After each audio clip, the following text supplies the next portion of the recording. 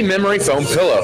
Oh, and don't forget to check out their new home decor. Come in and see their top lines of furniture and appliance from La-Z-Boy, Sealy, GE, and Speed Queen. Deckmart Furniture and Appliance has 2 floors of quality furniture and appliances for every room of your home. Stop and see what's arriving daily at Deckmart Furniture and Appliance on Main Street in downtown Scott City, where they service what they sell. Scott County Hospital is a highly trained team of motivated and compassionate professionals serving the needs of their community, offering a wide variety of services such as tubals, BioT hormone therapy, sleep disorders center, a variety of therapy services, including TMJ and pelvic floor therapy. Their specialty clinic has over 20 specialists and offers state-of-the-art equipment with 3D mammography and a brand new MRI suite. All this is located close to home in Scott City.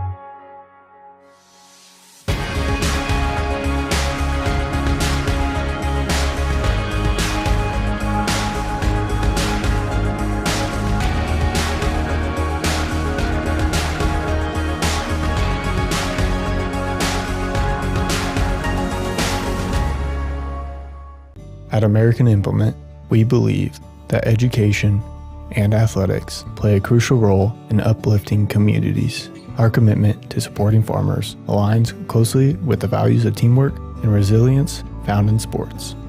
By investing in local initiatives, we enhance individual lives and strengthen community bonds for a brighter future. American Implement, indebted to the past, committed to the future.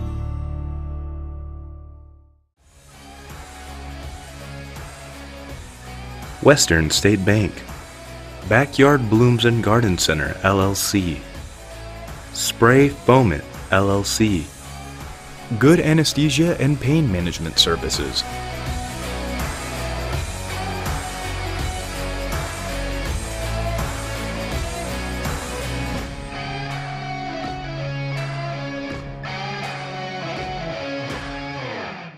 Western State Bank proudly supports Scott Community High School students and athletes as they prepare for another great year of achievements. Just as our students prepare for another successful year, we encourage you to be prepared for whatever life may bring you. Stop in and talk with a knowledgeable staff at Western State Bank, whether it be a new home loan, financing for your business, or any one of our checking and savings account options. We're here to help you. Make sure to check out all of our internet banking options provided at WSBKS.com. Western State Bank, member FDIC. And as always, go Beavers!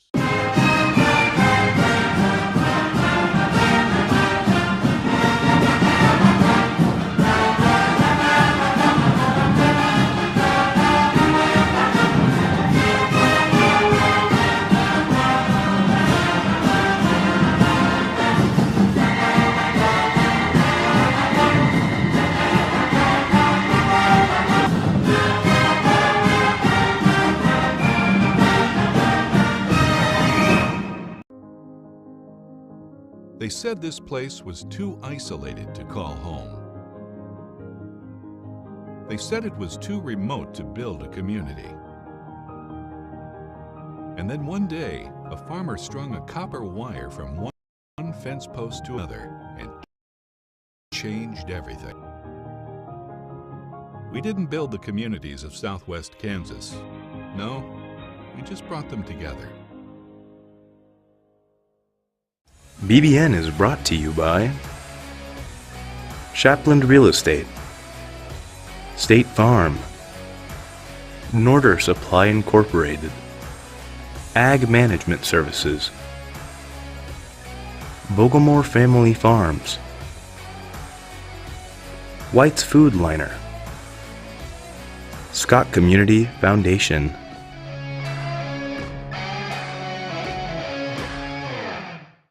Scott City and Colby. Here's Coach Jim Turner joining me here pregame. Coach, as always, thank you for the time and good luck to you guys. Thanks, Adam. That was Scott City Beaver Coach Jim Turner. Your pregame interview is brought to you today by Farm Bureau Financial Services with Hugh and Berta Benz and Scott City and Leota.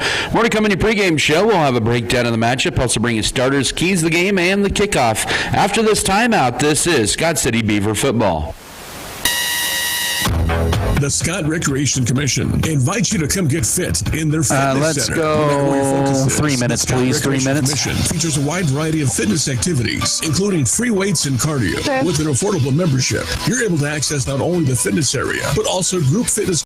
Find out your workout opportunities at the Scott Recreation Commission Fitness Center, 912 Jefferson Street in Scott City. You can also sign up online at scottrec.org. Built and owned by cattlemen, Scott Pro is your partner in beef production.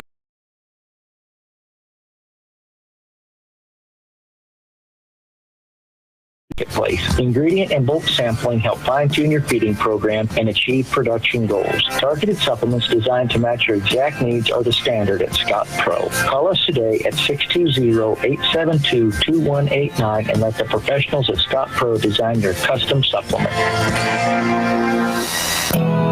Pioneer Communications believes the services we offer are about something more.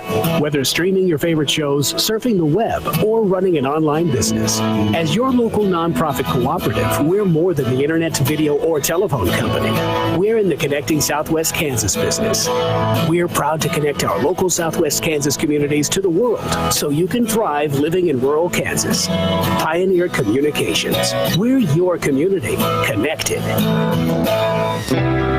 Looking for a fresh start? How about buying a new car or home? We at Security State Bank want to help you with all the financial changes in your life, to choosing the perfect home for your family or starting a new business. Let Security help you. Come into one of our locations in Scott City or Leota, visit our website at ssbscott.com or call 620-872-7224 to find out how Security State Bank can support you throughout the changes in your life. Member FDIC, Equal Housing Lender.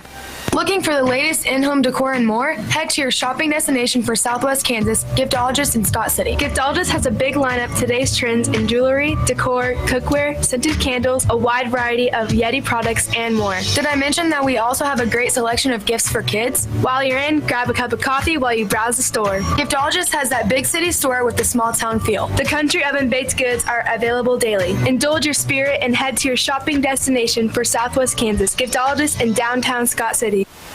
Not even the weatherman knows for sure what tomorrow will bring. But if there's no rain in your future, a drought can and will happen. Although a long dry spell can ruin your crops, it shouldn't ruin your life. Make sure you secure your future with multi-peril crop insurance from QBE, NAU, and Western Kansas Insurance. You and your family deserve the QBE, NAU peace of mind. See Western Kansas Insurance Services at 310 Court Street in Sky City, Kansas today for more information.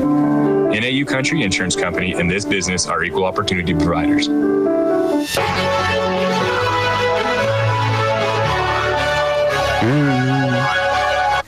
And we welcome you back here inside Denon Field in Colby. Adam Kadavy, Tim McGonigal with you as we're about 15 minutes away from kickoff here tonight.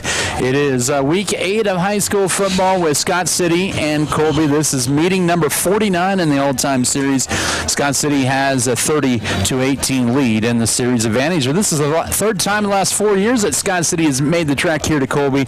Just the scheduling, depending on the schedules there, of course, how they have to reset them every 2 years. But third time in 4 years, Scott City makes the trip to Colby. That don't seem fair. I know, right? Well, another year, times it's the other way around, where some teams have had to come to Scott City 3 of the 4 years. Anyways, looking at the district standings, of course, Scott City did wrap up the DIS championship, so one season goal off their list there at that 48-9 win over the Goodland Cowboys last Friday night. It was a good rushing attack by Scott City. They had a season high 335 yards on the ground in that victory, and really did a pretty good job of attacking Goodland and dominating that line of scrimmage there last Friday night. Well, yeah, I didn't watch. I was out of town, of course. But, you can pull them games up right here on this phone thing. And so I did watch a little bit of that. And have one kid go for a couple hundred yards? Yeah, Caden Gatchin had over 200 yards of total offense, 135 on the ground, and of course had 70-plus yards receiving last Friday night. But a great victory there nonetheless for Scott City. But it was good to see them in their passing defense, and I know they gave up 200 yards. But it took Goodland 40 passes to hit that 200-yard mark. And I know that doesn't seem very good, but a high-octane offense with the skill players that Goodland has, that's a pretty good work in holding them to 9 points where they had not scored any fewer than 21 all year. Well, yeah, and you said the Cure kid only caught 2 passes all night long, and he's their guy that's going to go to K-State and be a tight end, full ride scholarship, 5A, what do they call it? 5-star, yeah. Yeah, 5-star athlete. He is a great athlete. And I was really shocked when I heard that he only caught 2 passes. Yeah, for sure, but it was kind of back to the old school way, Scott City ground and pound, but they did throw some through the air. Camden Volgamore had near 100 yards passing. He did have the touchdown pass. He rushed it twice, but we may not see him a whole lot tonight. It all depends on just trying to get him healthier again for the playoff run for Scott City. But Scott City will be the district champion. Holcomb will be the district runner-up. They do not have a district game tonight. They finished 3-1 in district play, but Scott City's doing pretty well here as of late, and they've really been dominant this year after that Ray loss, and they have averaged nearly 35 points, 360 yards of offense, and have given up an average of 9 points and 200 yards per ball game. You know, when you mentioned Ray there, wouldn't you love to play them again? Yes. Oh, yeah. You know, I know, because, you know, that was like our, second game of the year, and that was their third, and I just would love the idea if we could play them again. But anyway, it is what it is. We learned a lot, hopefully, from that, and we've played, like tonight, we're going to play somebody who's going to throw the ball a bunch, I think. You're right. That leads me into Colby a little bit. Kason Carroll, he had his first career start on this field 2 years ago in the varsity against Scott City when the Beavers did shut out the Eagles. It was a 48-0 victory here for Scott City. That was just 2 years ago, but so he got his feet wet there 2 years ago. But he has a whole senior receivers that we're going to hear a lot from tonight, particularly Casey Giesenhagen.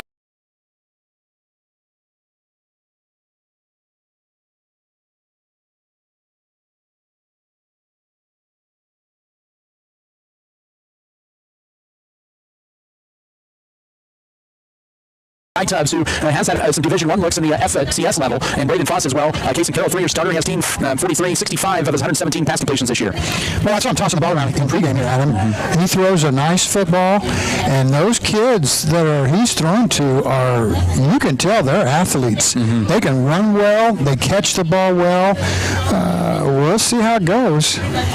Oh, for sure. Colby is a team that's averaged 220 yards through the air, 85 on the ground this year. They're down a little bit in the rushing game. They do have a pretty shifty junior running back, and Talon Warwick is 145 pounds, but he'll be the one that'll carry it the most. Kason Carroll, a lot of his yards on the ground this year have come when scrambling, so it's kind of a similar situation for Scott City's defense, needing to stay assignment sound and kind of containing the quarterback and the running back, keeping him in between the tackles.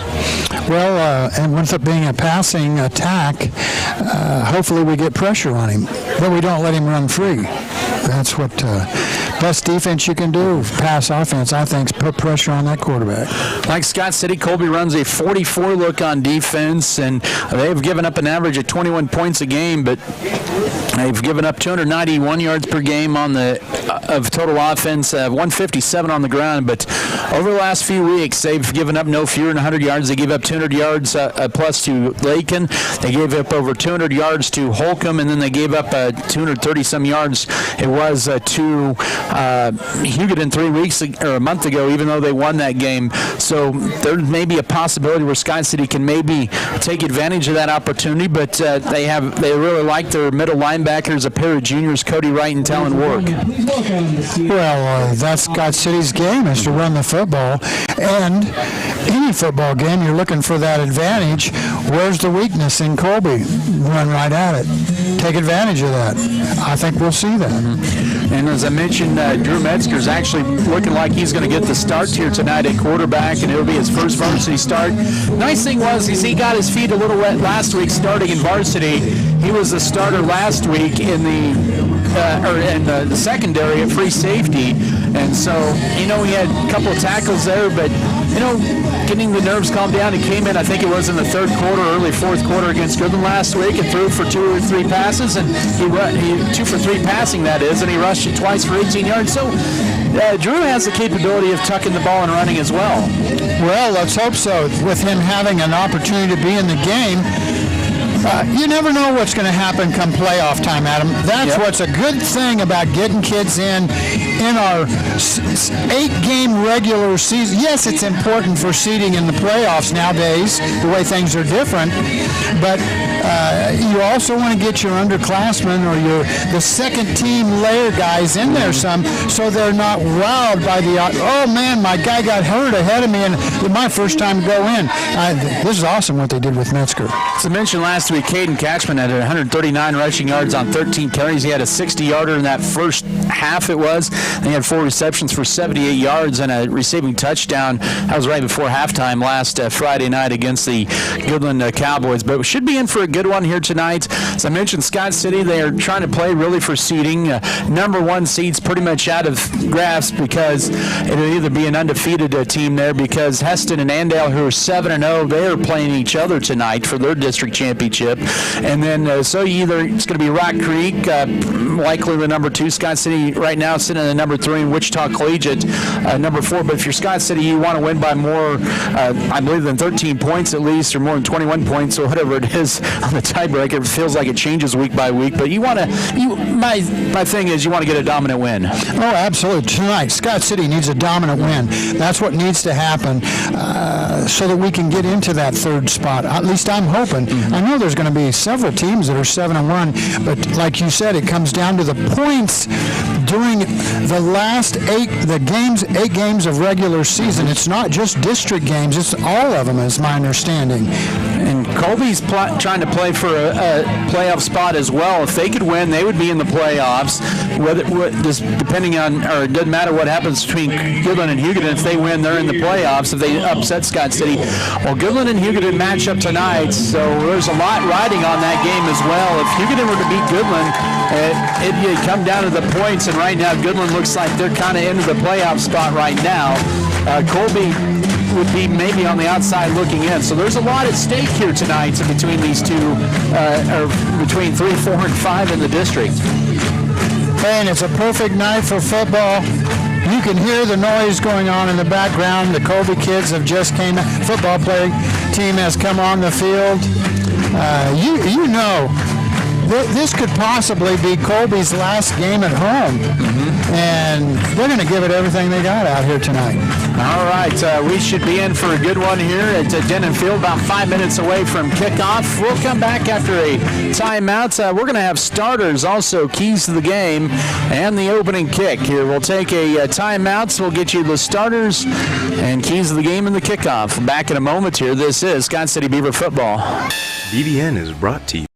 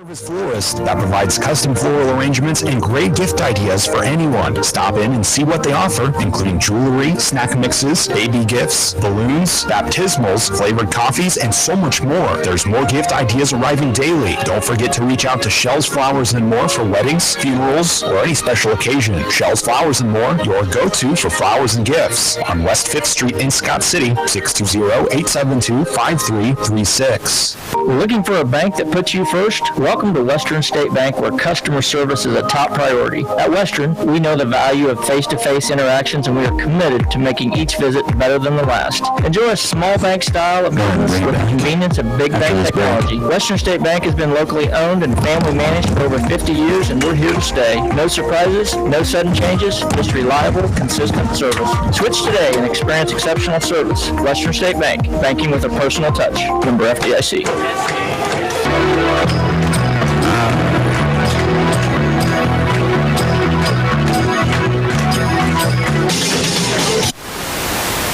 Starting lineups once again tonight, presented by Security State Bank in Scott City and the other free bill paying online banking, safe, secure, and easy to use. Member FDIC. For the Scott City Beavers, Jim Turner, his 9th season as head coach, 68-22, and we believe it'll be Drew Metzger, the sophomore quarterback, getting the start. He's taken the reps at the quarterback position all week. The 147-pound sophomore has thrown for 75 yards this year and 28. Actually, this will be his 18th consecutive start, but he has thrown for over 1,500 yards, 12 touchdowns, 4 picks. Talon Work will be the running back. He's a junior. It's all seniors in the wide receiving core for the Colby Eagles. Casey Giesenhagen, he's a 6'3", 195-pound senior, 3 touchdown receptions. Simon Salcedo has 2 touchdown catches. He's a 5'7", 140-pound senior. Guy Tubbs, the tight end wide receiver. He has got a lot of looks across colleges, 6'3", 210-pound senior, and Braden Foss, 165-pound senior wide receiver. On the line there for Colby, be Ethan Wyman, McKay Wright, Zach Kessler, the guards. Kyle Lunning and Jackson Carney are your offensive linemen. Those are your starting lineups tonight, presented by Security State Bank. Let's go over the keys to the game here, presented by State Farm agent Michael Trout. Well, I think the key to the game tonight is Scott City early in the season, they get a lead and then just kind of coast. They put it on cruise control. I think tonight they need to put Colby away early in this game and take away their hope and mojo. Take it away. Don't let Colby think they can win this game. Colby, with that passing game, they scare me to death. They could just score from 80 yards, 70 yards at any time. They got kids who can run. So let's just pound the ball at them and just take away their will to win. Once again, your keys to the game presented by State Farm agent Michael Trout. It's a 57-degree night here at Denton Field. You're on KSKO. East-northeast wind at around 8 miles per hour. The wind should not be a factor here tonight. Scott City won the toss, elected to defer to the second half, and we will see Colby receive the ball defending the west end zone. Scott City in their home road white tops with their light blue numbers, light blue pants and helmets, the SC decal. Colby in their black tops, white pants, black helmets, the eagle on the side with the white numbers. Rumford set to kick this off. Giesenhagen is one of the two to return for the Colby Eagles. I don't know what we're waiting on. Some lights on by some of the fans in their cars. You got to turn those off. You can't have them on. Also back is Braden Finn, 15, cuts it right, 20, and we brought, now still going, 25, and gets to the 30-yard line. He broke through the tackle at the 20. Matthew Wheeler with the tackle at the 30, so good field position for the Eagles on their opening drive. That was a nice run. That should have been about 10 yards back. But he escaped several Beaver tacklers there. All right, let's see what happens. Ball for Eagles will be at the Colby 30-yard line, middle of the field, just underway here. Week 8 of high school football. The Eagles will spread 4 receivers out, 2 to the left, 2 to the right. Tailback is going to be Talon Work. He'll be behind in the pistol formation. They'll send Salcedo in motion left to right as Carroll takes the snap on first down, looking right, fires it, and it's, ricochets up in the air and incomplete. Billy Holstein almost got an interception there as he's stumbling at about the 35-yard line. It was a wide throw, 2nd and 10. Oh, looked like he threw it right to Holstein. Yeah. But Holstein tripped, like you said, and he was falling down. I don't know what happened there. But the 35-yard line tripped him up. I guess, yeah. That's what the coach used to say, too. Right? It'll be 2nd and 10 for Colby at their own 30-yard line, middle of the field, just underway, no score. A 4-receiver set. They'll have twins to both sides. Again, same formation. Salcedo once again will go. He'll line up as a wing to the left on 2nd and 10. Play fake. They're going to go for the home run ball. This is to Giesenhagen. He almost made a one-handed grab. He was out of bounds, though. Peyton Bergner did a good job defending at the 38-yard line of Scott City. Incomplete pass makes it 3rd and 10. That was a nice thrown ball, and in my opinion, should have been caught. Whether Giesenhagen would have stayed in bounds, that's the question there. That is the question. But I think the ball should have been caught. I'm glad he didn't, for Scott City fans. Scott City defense this year, 29% on 3rd down. It's an empty backfield here with 8 to snap at 18 seconds into the game. 3 to the right, 2 to the left from the 30. Back to passes. Carroll under duress immediately. Throws it. He has got a man wide open, and he hauls it in inside the 30. That catch is made by Talon Ward to the 29-yard line of Scott City. Must have been those green gloves he has on his hands. Wow, that was a nice catch. He really was wide open. But the ball was thrown towards the middle of the field, and so he had to go over and get it and make kind of a dive for it. If that ball would have hit him in stride, he'd have probably scored a touchdown. A 41-yard pass play on 3rd and 10 sets up Colby at the Scott City 29. 11:20 to go first quarter, no score. Pistol back is Work, who just made that 41-yard reception. Carroll back to pass on 1st down. Has to roll the pocket. Now will step up. He has nowhere to go, and he'll be sacked. Back at the 30-yard line, a loss of 1. In there was Ryan Lotta, Case Armendariz. Armendariz has 7 sacks coming into tonight. 2nd down and 11 coming up. Well, the one thing that I didn't like about the quarterback running around there with the ball, Work had the ball out here in his hand. He's a left-hander, and he didn't have it tucked away when he decided to run. He had it loose. That's an opportunity for Scott City to knock that ball free. 2nd and 11 after the yard loss. Scott City 30-yard line for Colby. Trips to the right from the left hash mark. Carroll pump fakes. Now we'll just tuck it up and run. 25-yard line. He'll be near a first down as he takes it to the 20-yard line for a gain of 9. And the tackle there made by Armendariz, but not before a gain of 10, setting up 3rd and 1 for Colby. Wow. This is an impressive, that was an impressive run. Still, he started his run, though, with the ball untucked. It was not put away. When he decided to put it away, he did put it into his right hand. 3rd and 1 here for Colby at the 20 of Scott City, middle of the field. 10 minutes to go, first quarter, no score, but the Eagles threatening. Twin stack to the right.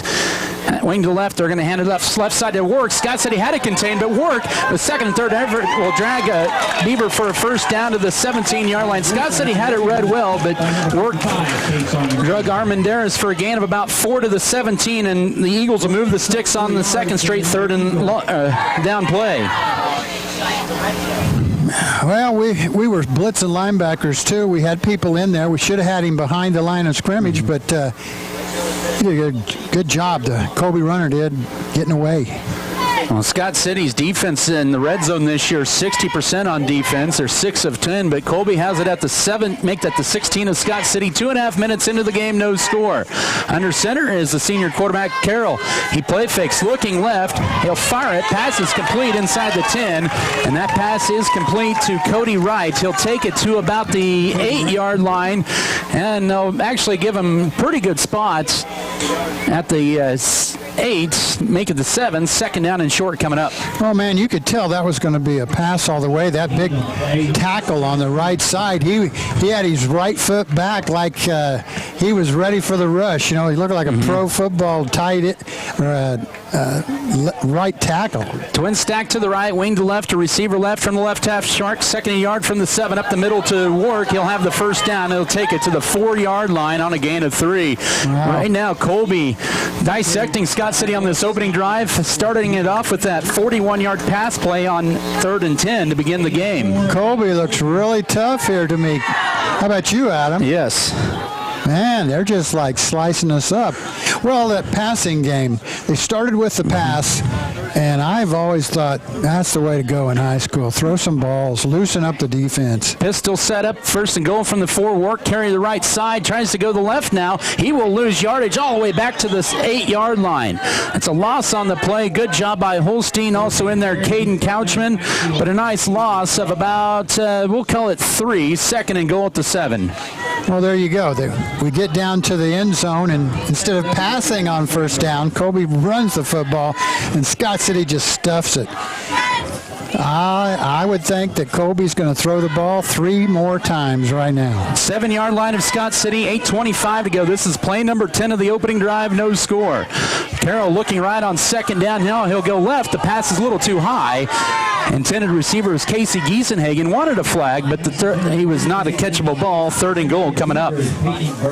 Well, I think more than anything, he was thinking the Scott City Beaver was holding him, probably instead of passing, holding him up and not allowing him to finish his pattern into that corner.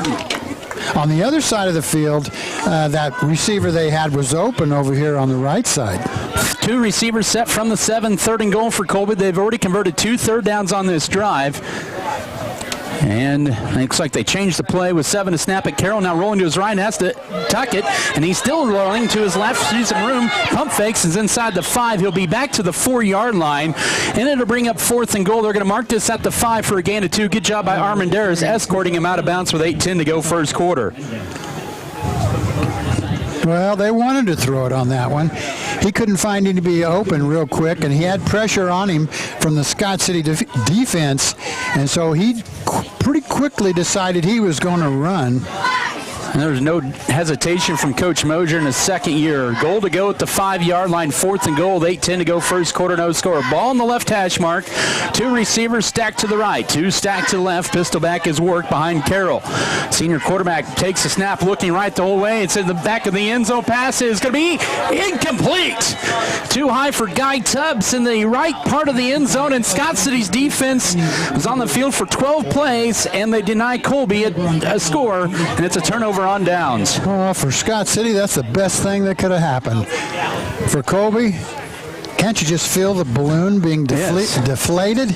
A little bit early on here so far, yes. All right, Scott City's backed up deep in their territory. They got 95 yards to go. Let's see, and they got a quarterback, the backup quarterback, Metzger, in there. Let's see how we handle this. He's the sophomore quarterback. He'll take a snap from his sophomore center, Reed Felker, at the 5, the pistol wing tee. Couchman in motion. This will be a carry for Kelton Cook. He leans forward and gets to maybe the 8 and is driven back on first down. It'll bring up 2nd down and 7, so a little breathing room as we head under 8 minutes to go first quarter in a scoreless game. Yeah, that's what we needed. Get away from the shadow of them goalposts. Nothing fancy on that play. No. No score. 7:38 to go first quarter. 2nd and 7. 8-yard line for the Beavers in their own territory. Work in the middle of the field. They'll hand it off left side. This is Couchman. Has across the 10 to the 12. He'll be 3 yards shy of the first down. He almost broke that. Guy Tubbs with the tackle. Sets up a 3rd and 3. Oh, yeah, Adam. I thought he was gone, too. There was a point there before he got hit where it just looked like he was going to be able to break that to the outside and head for daylight along the sideline. Colby did a good job of stopping it. 3rd and 3. Scott City on third downs this year, 54%. They're at their own 12 left hash mark. Play fake. They'll throw it out to the right. Passes. Cotcherango has a first down across the 15. Outside the numbers, 20-25. He couldn't quite stay in bounds. And a nice pitch and catch all the way out to the 30-yard line for a gain of 18. Oh, I couldn't wait for Metzger, the sophomore backup quarterback, to throw a football. I wanted to see how he would handle that pressure. Perfect strike out here to Tarango on a down and out, and then Tarango, using his speed and ability, got by the tackler, the cornerback who was covering him, to pick up a few more yards before he stepped out of bounds. His momentum carried him out of bounds. Pistol wing T, or actually stack I. Pistol I formation from the 30-yard line. Handoff Couchman on first down, gets stood up, trying to go to his left, and a flag comes out. This might be a face mask as he gets tackled at the 25-yard line. Colby was sold out on the run right away. Nope, got a holding on Scott City. So first penalty of the night, thrown on the other side, Brad Taylor, the White Hats. You take the penalty if you're Colby. Yes, because they'll get an additional 5 yards if they... Oh, it'll even be more than that. It should only be a 10-yard penalty. It should not be a spot foul. That's been changed a few years ago, but I guess they are going to mark it a spot foul. It'll be first down and 13 or 23 at their own 17 for Scott City. No score. 6:46 to go. The clock running here in the first quarter. Well, that's going to make us make up some ground. What did you say, 1st and 23? Yes. Triangle split wide to the right, pistol wing tee. Handoff up the middle to Kelton. Cook breaks through their 25-yard line, and he takes it to the 26, so a pretty good chunk of yardage back and 9 on first down. Sets up 2nd and 14. Cook, when he runs that football between the guards, it's like he's got them shoulders down low, ready to take on the hit. It looks like his head's been sucked into his shoulders. I mean, he's got the fullback lean going on. He just looks good running the football. Halfway mark, first quarter, no score. 2nd, 13 for Scott City. Middle of the field at the Beaver 27-yard line. Catchman in motion. Play fake. Metzger rolls to his right, looking for an out-and-up pattern. Will find Cook. He'll get drilled at the 31-yard line. He'll be 9 yards shy of the first down. Knocked out of bounds by Talon Ward. Ready to bring up a 3rd and 9 for Scott City. Oh, yeah. Makes it very manageable. Nice catch by Cook. Now, he had Tarango on that same side, which is the short side of the field, on a down and out and up. But, you know, Metzger's running for his life at that point. There's just no way he could launch one 40 yards down. Well, I don't know. I haven't seen him do that kind of thing yet. We'll see one of these days if he can throw one on the run, running for his life, and throw it 40 yards downfield. Scott City will send 3 receivers to the right, 1 to the left. Pistol back is Cook. 5 to snap it. Back to pass on 3rd down. In the middle of the field. Pass cut. Run for first down. Bowls over a player and bowls over another one as he takes it to the 49-yard line on a gain of 19. Make that 18 yards. Standing in front of him from the end zone was Simon Southfield, but Rumford with a big catch, his 18th of the year. Well, this is that right there. 1st and 23, and Scott City gets the 1st and 10, and they're coming to the line quick. 48-yard line, they'll call it right hash mark, pistol eye. Handoff left side, Couchman trying to bounce it out. Does so, 50, 45, 40-yard line. He's going to run out of bounds right at the 40-yard line, 12 more. With 4:49 to go first quarter, and the Beavers find the plus side of the 50. Nice run. That was the wide side of the field that we did that sweep on, and good run by Couchman. And then he got out there, stiff-armed a guy to get a few extra yards before his momentum carried him out of bounds.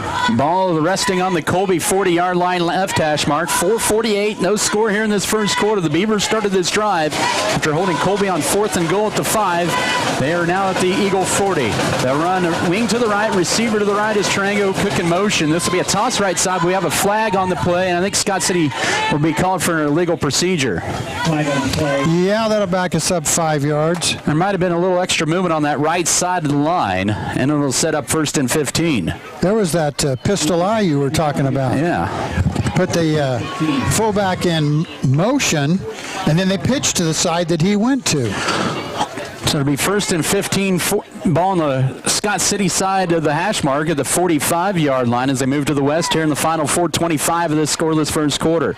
They'll hand it off right side to Kevin Wibby. He'll turn upfield, 40-yard line. He dives forward.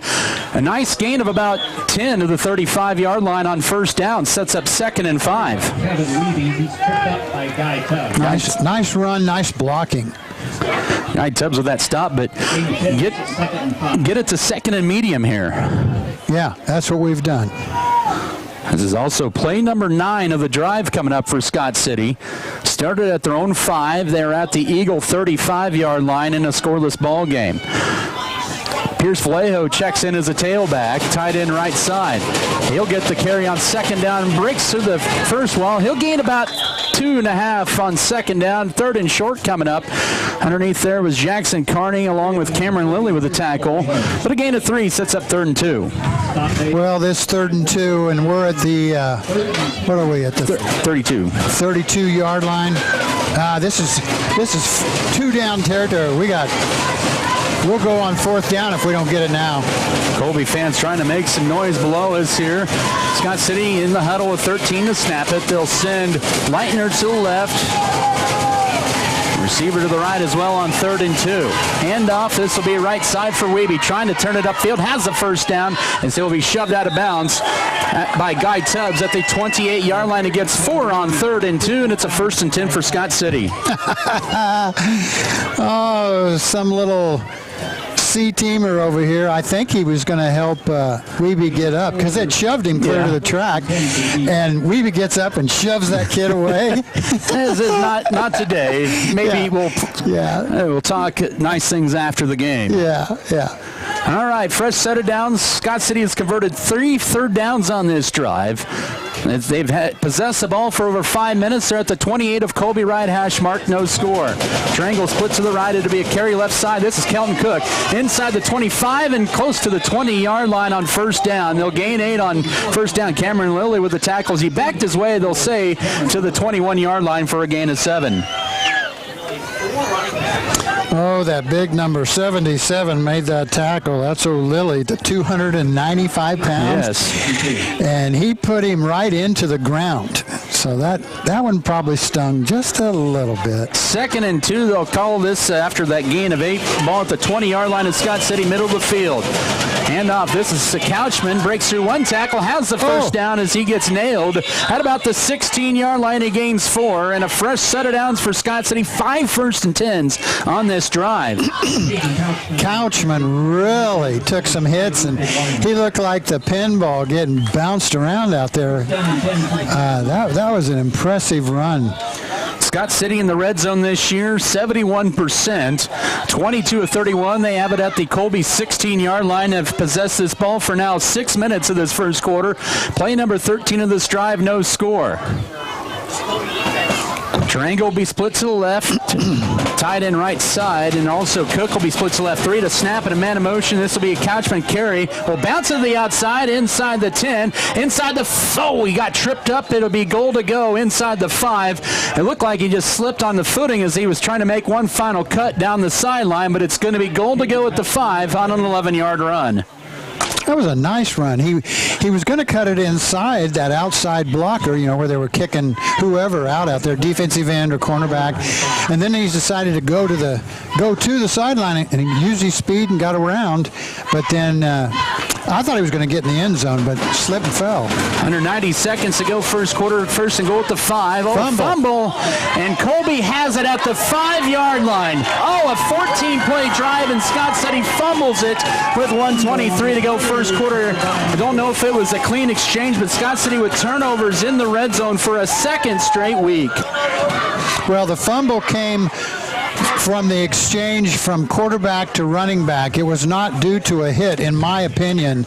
It looked like Metzger knew immediately that he didn't get the ball stuffed into the belly of whoever was supposed to carry it. So Colby will have the ball at their own 5. Both teams took it to the opposing 5s before a turnover on downs and then a Scott City fumble. Colby will line up 4 receivers, 10 stacked to both sides. Pistol setup.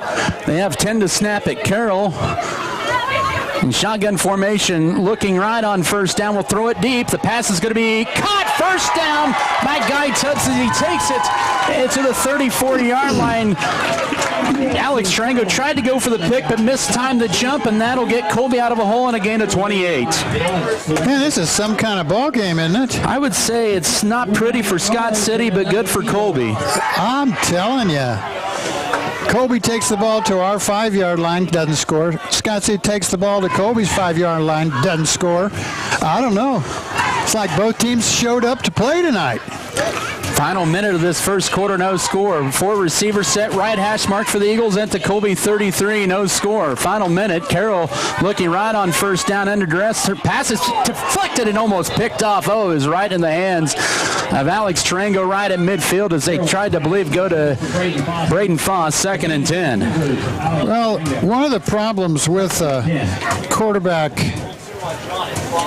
Carroll, he throws a mean football. He left-handed, and it's like on that one there. That was like on a clothesline for about 25 yards. but it's a rocket. But sometimes it's just not right where it's supposed to be. That's why I think that caught Tarango by shock that it hit him instead of the receiver. Colby has 5 to snap it. They'll have 3 receivers to the right, to the short side, 1 to the wide side, and Scott City jumps in the neutral zone on the hard count on 2nd and 10 and makes it 2nd and 5. Right now, probably more than anything else, Scott City's being their own worst enemy in this first quarter. Well, I would agree with that. On defense, though, we stopped them down here, so that was a good thing. But, I think we're okay. Colby has really showed up to play some football tonight. Man, this reminds me of the old Colby Scott City games. They used to end up like 13-11. 2nd and 5, 38-yard line after Scott City's 3rd penalty of the quarter. Carroll looking right on 2nd down. Will throw it deep.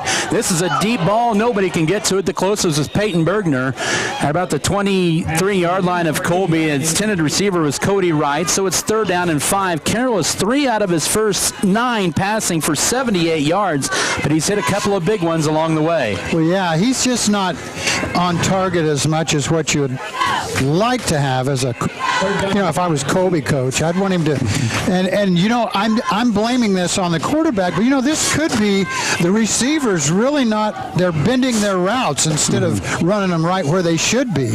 It could be more of that, and it could be the defense of Scott City getting in their way, so they're messing up their timing. Colby will send 4 receivers over left after they empty the backfield, and he'll be sacked. Caden Couchman off the outside with the sack on 3rd and 5, back at the 32-yard line.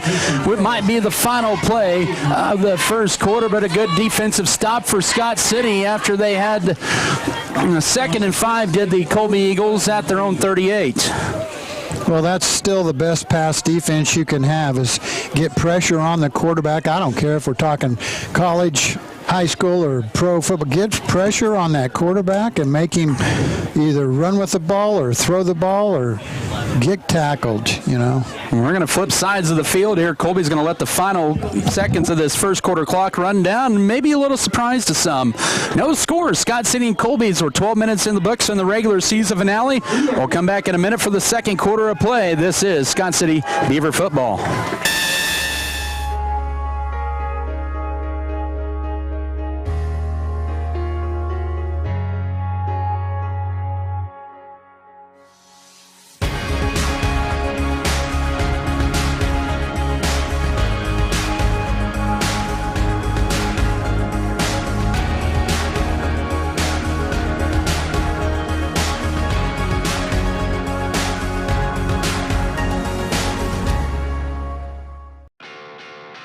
At Red Barn Enterprises, we offer a full range of products to boost your farming success. As your locally owned Axis Seed regional company, we offer products to support the health and productivity of your crop. With a wide selection from BW Fusion, Meristem Crop Performance, and Pivot Bio, we have everything you need to protect your crop from abiotic stresses and feed it for top yields. Proudly supporting the Beavers, Red Barn Enterprises is your local partner committed to your crops and community. Saturday 11 to 2 and 5 to 8. Football presented here by Ag Management Services, American Implement, B&H Paving, Bartlett Grain, Beavertown FFL, Beef Belt, Burning Farms, Shells Flowers, Moore, Circle C Farms, Clint's Diesel Repair. Scoreless after the first quarter. Colby is set to punt on 4th and 11 at their own 32-yard line. Braden Foss will be back to punt. Has not had the greatest of punts this year, but have been serviceable. Scott City with 2 to return. Alex Tarango, and looks like Bertner. The kick is a short one, and this is going to take a backspin. And caught by Tarango, eludes 1 as he takes it for about 2 to the 45-yard line. That was about an 25-yard punt and about a 2-yard return as the Colby Eagle limps off the field after that play. Oh, Tarango, what are you doing? I mean, he caught that in the crowd, and then he got just blowed up. He's kind of dragging that right arm to the sideline, too, Adam. Yep. He should have made a business decision and let it go. Or at least make a fair catch. Yeah. 45-yard line for the Beavers. Left hash, Mark Leitner will be in as a wing or a receiver to left. Pistol wing tee. It'll be a carry for Kelton Cook as he dissects the Colby defense, gets 4, and he'll be stood up at the 49-yard line in Scott City territory for a 4-yard gain. On first down, leading the charge was Guy Tubbs, 2nd and 6. Okay, we have a lot better field position this time. field position's big in football games. I don't care. High school football things, I think they're even bigger. You know, Colby had a 12-play drive. How long was our drive, Adam? About 14. Yeah. It's difficult to do that. 2nd and 6, 49-yard line. First minute of the second quarter, no score. Handoff right side to Kevin Wiebe. He's got a first down as he almost broke that one. Saving tackle by Kason Carroll, but a nice gain of about 12 to the Colby 40-yard line. I still like the way Scott City's running game is working in this football game. Our passing game has done well, too. We've got to be mentally disciplined to not get penalties, and let's get this ball into the end zone. Yeah, no sign of, once again, Tarango. He is standing over on the sideline trying to maybe stretch that arm out. Leitner remains there as a receiver to the right. On 1st and 10, this is another Wiebe carry. That right side is collapsing. He gets outside the numbers, takes it to the 35 of Colby, where he's going to be shoved out of bounds there by Guy Tubbs. It'll be a 5-yard gain on first down, and Wiebe with 5 carries on 35 yards in this first half. 2nd and medium coming up. Gain of 5 makes it 2nd and 5 for the Beavers. Yeah, Tarango, he really got blowed up on that. 35-yard line right hash mark of Colby for Scott City. No score, 10-15 to go second quarter.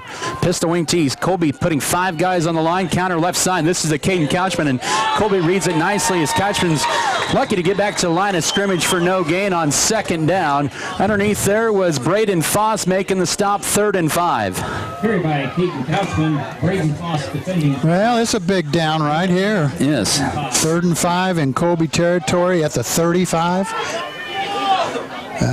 Still a gorgeous evening out here. I mean, yeah, it's chilly, but man, this is football weather. And them boys, they're sweating.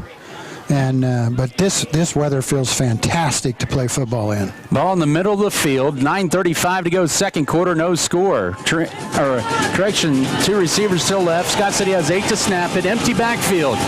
Rumford split to the right on 3rd and 5. And we have movement on the left side, and Scott City's going to have 3rd and 10. As it's a false start. Man, Scott City's their own worst enemy in this first half. Yeah, that's what I was talking about, this mental discipline thing. And, and that looked like a wide receiver that was moving early. Man, as a wide receiver, you don't even care what the snap count is. Well, you just watch the football. And part of it, too, is Scott City has to get used to a new cadence from Drew Metzger. Yeah, that's a good point. But you as a wide receiver, don't listen to the quarterback, other than if he's going to call a audible. But other than that, you watch the football. All right, here we go. 3rd and 10. Empty backfield. A man in motion is Cashman from right to left. Back to passes. Metzger has time. Sets it up in the middle field. Pass caught. Rumford has the first down inside the 25 as he falls down to the 21-yard line on a gain of 19 on 3rd down and 10. Oh, man, how would you like to have a 6'5", 6'6" receiver if you're a sophomore quarterback? Just throw it out there and let him just jump up and get it. That was awesome. Gain of 20 makes it 1st and 10. I'll give him a gain of 20 to the 20-yard line. 2 receptions, 37 yards for Rumford in this first half. Scott City 4-4 now on 3rd down as they enter the Lewis Automotive red zone with Couchman on the carry left side. Trying to bounce it out, now turns it up. He'll be spun forward by Giesenhagen. He'll gain 3 more yards on that spin forward to the 13-yard line, 2nd and 3. I think Couchman's feet were still running, and they weren't even touching the ground because, Giesenhagen or whatever his name, he spun him in a 360. That was an awesome run. First drive for Scott City into the red zone in the first quarter. They marched at 90 yards before a fumble. Second. Look at the splits. Yeah, 2nd and 3, 13. There's 7 on the line for Colby. This will be Kelton Cook. He'll turn it upfield. He's inside the 10. It'll be goal to go at the 7-yard line. Scott City doing a good job just pounding the Colby Eagles in the middle. Cody Wright with the tackle. Sometimes when I talk about splits, I'm talking about splits between the offensive linemen, between the center and the guards and the tackles. And that time, we were standing on each other's feet. And then we pulled a guard as we went right and went into that hole. This is the 8th play of the drive for Scott City. Still scoreless, 8:15 to go, second quarter from Denton Field. Ball in the middle of the field. Trango back in the game. He's to the right. A slide receiver to the right is Jackson Rumford. Beavers have 8 to snap it. Metzger will hand it off to Kelton Cook on first down inside the 5. Lowers his shoulder, and they're going to mark him just shy of the goal line at the 1. Man, let Kelton Cook and give him the touchdown, but they're going to say he was short. Nice run. Nice run. He had the fullback lean going on that one, and from our angle, looked like he was going to get in there. But, there's about a dozen guys. There's 6 guys trying to tackle him and 6 guys blocking for him, and they were all bunched together. Looked like a rugby scrum. You can kind of see maybe 2 grass blades between the goal line and the nose of the football. Second and goal from inside the 1. 7.5 to go first half. This is Kelton Cook. Leads in. He's in there. Touchdown, Scott City. Kelton Cook with touchdown number 5 of the year, and the Beavers strike first, leading 6-0 with 7:25 to go first half. Oh, that was beautiful. Talk about the fullback lean. He ended up diving into the end zone. Had them shoulder pads low, driving, poof, right through there, dove into the end zone. We need this extra point. Yes. It's to be Jackson Rumford. He is 21 of 26 out of the air, out of hold of Tarango. Good snap, place down, kick is on the way, and the kick is good. 7-0 Scott City, 7:25 to go, second quarter. The Beavers to kick off in 30 seconds. This is Scott City football.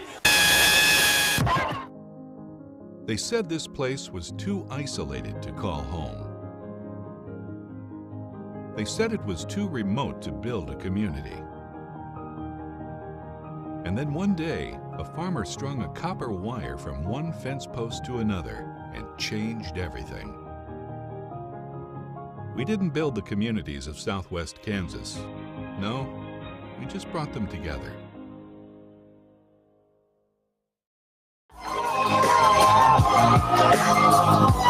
All right, football here tonight is presented there by Farm Bureau Financial Services, Hugh and Berta Benz, Fairleigh Companies, First National Bank, Farm Bureau Financial Services, Neil Baker, Fro Heating and Cooling, Fro Ag, Fro Electric, Good Anesthesia and Pain Management Services, and Great Western Tire and Deckmart Furniture and Appliance. The Beavers go on a 10-play, 40 or 55-yard drive, 4:26 off the clock. They've burned nearly 11 minutes of this first half clock. The 1-yard plunge by Kelton Cook and the extra point good by Jackson Rumford to get the first points of the board tonight. 7-0 is Rumford to kick it to the east end zone here at his own 40-yard line with Braden Foss and Casey Giesenhagen deep to return. Here's the approach by Rumford and the kick. A nice end over and kick. And this will take Giesen. Oh, he'll let it go, and it just barely sneaks across the goal line. That deadened it just inside the 1 and snuck into the end zone for a touchback. Can you imagine if that would have stopped at the 1-yard line? And Giesenhagen's just standing there looking at it? Yeah. That would have been trouble for Colby. That's the 12th touchback of the year for Jackson Rumford. And it'll be 1st and 10 Scott City, or for Colby, at the Eagle 20-yard line. Some scores of interest. Goodland was ahead of Hugoton after the first quarter. I believe that was 13-6. I get that updated there for you. 13-7, Goodland leading Hugoton at the end of the first quarter. Big for some of the 3rd and 4th seeds in this district. Colby will empty the backfield. They'll run 2 receivers to left. They'll stack twins to the right with a slot receiver to the right as well. Carroll looks left on first down, has to throw it late. Pass is incomplete. Kind of a sidearm throw. He throws it side-armed, but the pass is intended for Ruderski, 2nd and 10. Well, like I said, he has a very strong arm. And but he just isn't on target. His receiver was open there. I don't know how you. But for Scott City, I think that leads to an opportunity to get some interceptions here. 2nd and 10 for the Eagles. They'll go to an I formation, 2 receivers set. It'll be a counter right side, and this will be Work turning it upfield to get to the 24 on 2nd down. Oscar Mendez, who's a team leader in tackles, will make the stop, setting up about 3rd and 5 at the 25. Well, by throwing it a lot, like I've said earlier, they're trying to get Scott City to back off the line of scrimmage. But at the same time, they're, this is 3rd and long, 6. They'll be throwing. I can't imagine them running here. 3rd and 5. Colby 2 of 4 on third downs. 13 to snap it. 7-0 Beavers. 6:45 to go second quarter. Carroll to change the play. 8 to snap it. That's a pistol back. So he looks left now on third down. Gets hit late, but passes caught Tubbs. He's got room on the left side. 35-40. Outside 45 is upended by Peyton Bergner on a gain of 24 to the 48-yard line. So Colby has used big pass plays on third down tonight, and that one is big for a first down all the way to the 48-yard line on a 23-yarder. Tubbs was wide open, Adam. It made me wonder, Tubbs is their tight end. Did he stay in and block just for a moment or two and then release? Because Scott City didn't have any defenders near him. Scott City's defense has been unable to get a 3-and-out tonight as Colby goes to the I formation from their own 48. They'll swing it wide open, a broken coverage. Here's Foss, 20, 15, 10, 5, and Colby is 1 point away from tying this up. Somebody did not account for Braden Foss, lined up wide right, and it's 7-6 with 6:18 to go first half. Well, back in the old days, they had a play called the sleeper play to an end. That was a sleeper play to the end. Now, I don't know how that happened. Did number 7... Foss, did he line up in the huddle or did he stay out of the huddle? He was clear over here at the sideline. There was nobody near him. That was a play set up, and it was probably called the sleeper play. Here's the extra point attempt for Manuel Marin Garcia, who's 9-14 on the air, and that will be returned to Cinders at Doinks off the crossbar. Scott City preserves a 1 point lead, 7-6, 6:18 to go second quarter. We'll come back in 30 seconds for Colby's kickoff. This is Beaver football.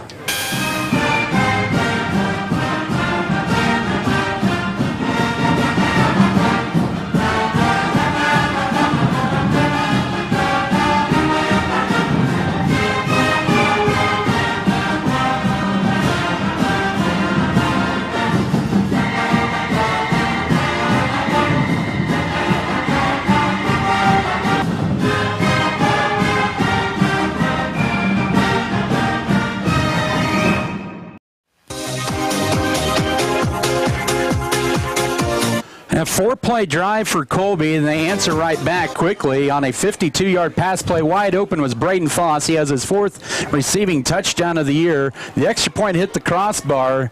No good. 7-6. The Beavers hanging on to a 1 point lead with 6:18 to go second quarter. I tell you what, give credit to Colby for coming out firing here. Well, you got to think this might wake up Scott City a little bit on their sideline. You know, Adam, one of the things that I think about a lot is Coach Larry Huck, even back in the day, used to tell us everybody hates Scott City. They want to beat Scott City. That's still going on today. Mm-hmm. And so when Scott City plays, I don't care who it is, in some ways, this is their Super Bowl. Mm-hmm. You know, they want to beat us. I don't care who we play. And, man, Colby's playing like that right now. Colby still has a lot to play for playoff seeding as well. Scott City needs to get it going here if they want to stay in that top 3. Here's a sidewinding kick. Catchman will take it from his own 20. Up the middle, 25-30. 35, breaks through 40. 45, and a flag comes out as he takes it. He's going to take this inside the 30 or 40 to the 36-yard line, but there's laundry on the back side of that return at the Scott City 46-yard line. Nice return nonetheless by Couchman. Well, it'll be either block in the back or a hold. Somehow Scott City with their 5th penalty of the night. Colby has yet to be called for a penalty. The Beavers will need to clean up those penalties. So Scott City will start at their own 33-yard line. That'll wipe off about 40 yards in field position. Well, we just got to keep pitching away here. Win one play at a time. And let's be focused. Let's be disciplined. 7-6 Scott City, 6:09 to go second quarter. The Beavers have moved the ball pretty good, but, boy, they've been torched in the secondary tonight. 163 yards passing, 5 of 11 for Case and Carroll in this first half and a touchdown. But big third down pass plays by Colby. The Beavers will line up Rumford as a slot receiver left, also Tarango out to left. This is the first down carry for Caden Couchman. Try to turn it upfield, but right into Guy Tubbs. And Couchman will fall forward for about 4 to the 37-yard line, but a nice gain, 2nd and 6. Nice run. We got 5:50 and counting in this second quarter, I'd like to see Scott City just keep it on the ground, use up 550, and stick it in the end zone before we go to halftime. That's my dream. That's what I'm writing on the board. There you go. That'd be all right. 7-6 Scott City with a 1-point lead. Lightner split to the right. 10 to snap it here. Drew Metzger getting the start at quarterback here tonight. Sends a man in motion. Play fake by Metzger on second down. Has all kinds of time. Now has to tuck it up and run it. He will scramble to the right side, and he'll lean forward or get upended for the first down to the 45-yard line, a gain of 8. Nice scrambling by Metzger. We got a nice spot at the end of that, too. Yeah, he did. Yeah, that was a nice run by Metzger. I kept thinking a sophomore quarterback's going to start for us tonight, and sometimes those guys look like a deer in the headlights, great big eyes going, what's going on? He doesn't look like that at all tonight. He looks like he's ready to run the team. Rumford and Trango split to the left, 45-yard line right hash mark on first down. They'll swing it out. This will be Tarango. He'll make the catch, has some room on the outside. Oh, flag is out, and that'll nullify the first down. Carry to the 44-yard line. That was thrown by the side judge. Scott City cannot do anything right in the official sides, I guess. It was probably holding, though, nonetheless. Yeah, I think that's what he's calling. Yeah. I'm not complaining about that. It's been one-sided on the penalties. Just that's the way it is, and Scott City has to clean those holds up. Yeah, I don't know. In today's world, you can use your hands. You can grab the jersey on the inside, but you got to let go. You see it on TV all the time, college and pro. They're constantly grabbing jerseys, and they're doing that now in high school too. But you got to let go. You cannot hang on to the guy as he's trying to get away. Now, I don't know what Rumford did, if he even did. They'll swing it out right to Couchman. He'll make he dropped it. He was thinking of turning upfield. He got a little ahead of himself, and that's the first incompletion and 6 passes by Tarango. Third down coming up in 7. Well, the old ditty is I catch, tuck, and run. I catch, tuck, and run. Eye on the ball, catch the ball, then tuck the ball, then run with the ball. Well, he didn't keep his eye on the ball, so when he took his eye off the ball, that assured he wasn't going to catch it.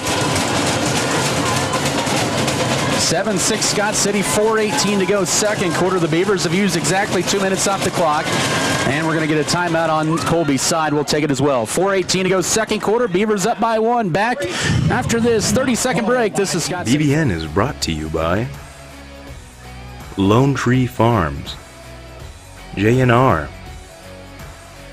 Next Tech Wireless, Pioneer Communications, SNT, Scott County Hospital, Scott Co-op, Security State Bank.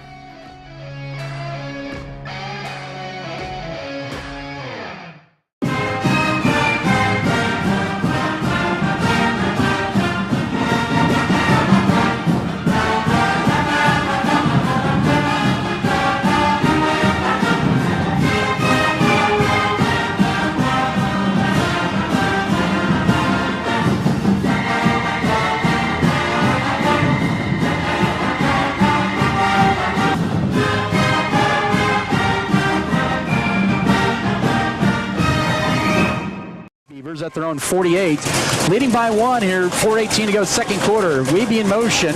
Metzger takes the snap, rolls to his right on third down, sets it up, fires, caught. Did he make the catch? Yes. First down, Beavers. I think it was Weeby, wasn't it? It was Weeby with the catch all the way to the 43-yard line on a gain of 10. Nice throw, nice catch. 1st and 10. Let's do it again. All right. Weeby with his first catch of the night. How about Metzger in his first half? 76 yards passing, 6 of 7. That's impressive. 43-yard line of Colby right, hash mark, under 4 to go second quarter. 1 point Scott City lead. Play fake for Metzger on first down. Has Rumford wide open, and he will haul it in right side, inside the 25-yard line. Right at the 25, they'll mark it for a gain of 18. With a target like Rumford, man, we ought to throw the ball at that kid 10 times a game. 25-yard line after the pitch and catch of 18, and a good play out of that when Colby was probably thinking run, run, run. Scott City back-to-back through the air. I like that, Adam. I don't want to know what I'm thinking what they're going to call, but I want them to fool even me. 1st and 10. Ball at the 25 of Colby. Metzger will hand it off left side. This is a catch, and he'll bounce it outside. And, oh, man, 2 flags come out as he gains a yard or 2 to the 23-yard line. Man, Colby has yet to been called for a penalty tonight. Scott City will have their 8th or 7th called of the first half. What? Are they going to block in the back, or is this a hold? It's the same one, I think. Holding. Oh, my goodness. We're having to make up a lot of extra yards here every time we get the ball. This is crazy. Yeah. That'll be first down and all the way and long all the way at the 33. So a 2-yard gain for Couchman. He's up to 8 carries, 41 yards. This is play number 8 of the drive. 3:45 second quarter. 7-6 Scott City. A 3-receiver set from the 33 of Colby. Metzger back to pass as he rolls to his right. Sets up, fires it for Tarango through his hands and incomplete. 2nd and 10. Metzger pass intended for Alex Tarango, incomplete. 2nd and 18. Well, I still think we can do it. We're going to end up in the end zone. Hopefully so here, yep. This is a big drive for Scott City because they do get the football to begin the third quarter. Well, this is a big drive right now. Just before halftime, we want to go with doing something positive as we go into the end zone, or into the end zone before we go to halftime. 2nd and 18, 33-yard line of Colby. Pistol set up, back to passes. Going to be Metzger looking left. Steps up, fires it, passes deflected and incomplete. Trying to get it to Kevin Wiebe. Guy Tubbs steps in front of the pass, and it's going to bring up a 3rd and a country mile for Scott City with 3:34 to go second quarter. Well, on that particular pass, it seemed like Metzger waited too late to throw the football, which allowed the defense to get in position to that could have easily been a pick six, Adam. The defense had their hand on the ball. Our guy didn't even touch it. Just the ball was thrown too late. Got to come out with it a little earlier. 3rd and 18 for the Beavers. They have 10 to snap it as Wiebe goes in motion. This will be a play fake for Metzger, rolling to his right, and he's under duress, and he's going to go down all the way back at the 42-yard line. And on the sack that time was Kyle Lanning, Bryden Powell on the sack, and it's all the way back to the 40-yard line, and it's 4th down with 3:15 to go. Oh, my. Well, we're not going to. Well, halftime's not over. There's 3 minutes to go here in the halftime, and the clock's rolling. But I was hoping we would go in with something really positive. So there's still time for something really good and positive to happen. Colby thinks we're going to fake it. They're not even back to. Scott City was short a man. And did we get a timeout beforehand? Looks like did we? I don't know. I have not seen a signal yet. I haven't either. I thought there was a flag maybe. What are we doing? A lot of confusion here. I don't know if there's an inadvertent whistle or a dead ball. Offsides, Colby. Okay, that's the first penalty of the night on the Eagles, and that was. It looked like Scott City was running a player on late, and then a Colby player read the snap a little too quick, and that's Colby's first penalty tonight. So to be at the 35, Braden Foss is the lone deep man for the Eagles. With 2:49 to go, second quarter. There's another flag, and Colby was offsides again, and it brings up 4th and 13. How about we go for it? Let's change our philosophy, Coach. Let's not punt. Let's go for it. The field position isn't going to be that great. I call fake punt right now.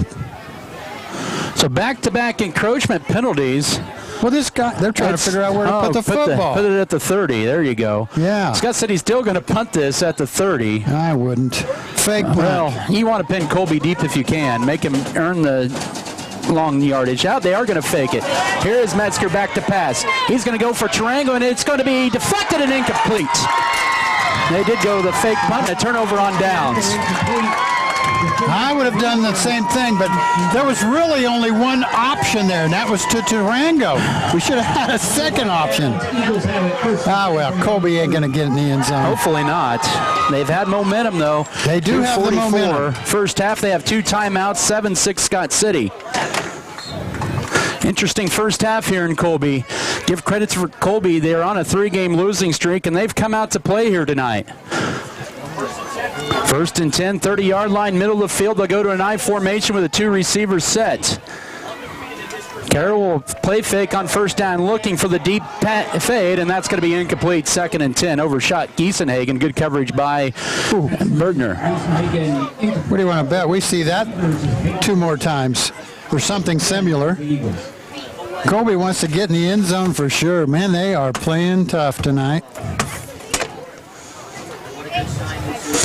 2nd and 10 for Colby at their own 30. 7-6 Scott City. All the scoring in the second quarter. The Beavers with a 1-yard run for Kelton Cook. The Eagles with a 57-yard pass play to, or 52-yard pass play to Foss from Carroll. Miss PAT the difference in this one. Colby is going to run out of time here. That's going to be a delay of game if they did not get the timeout, and it's going to be 2nd and 15.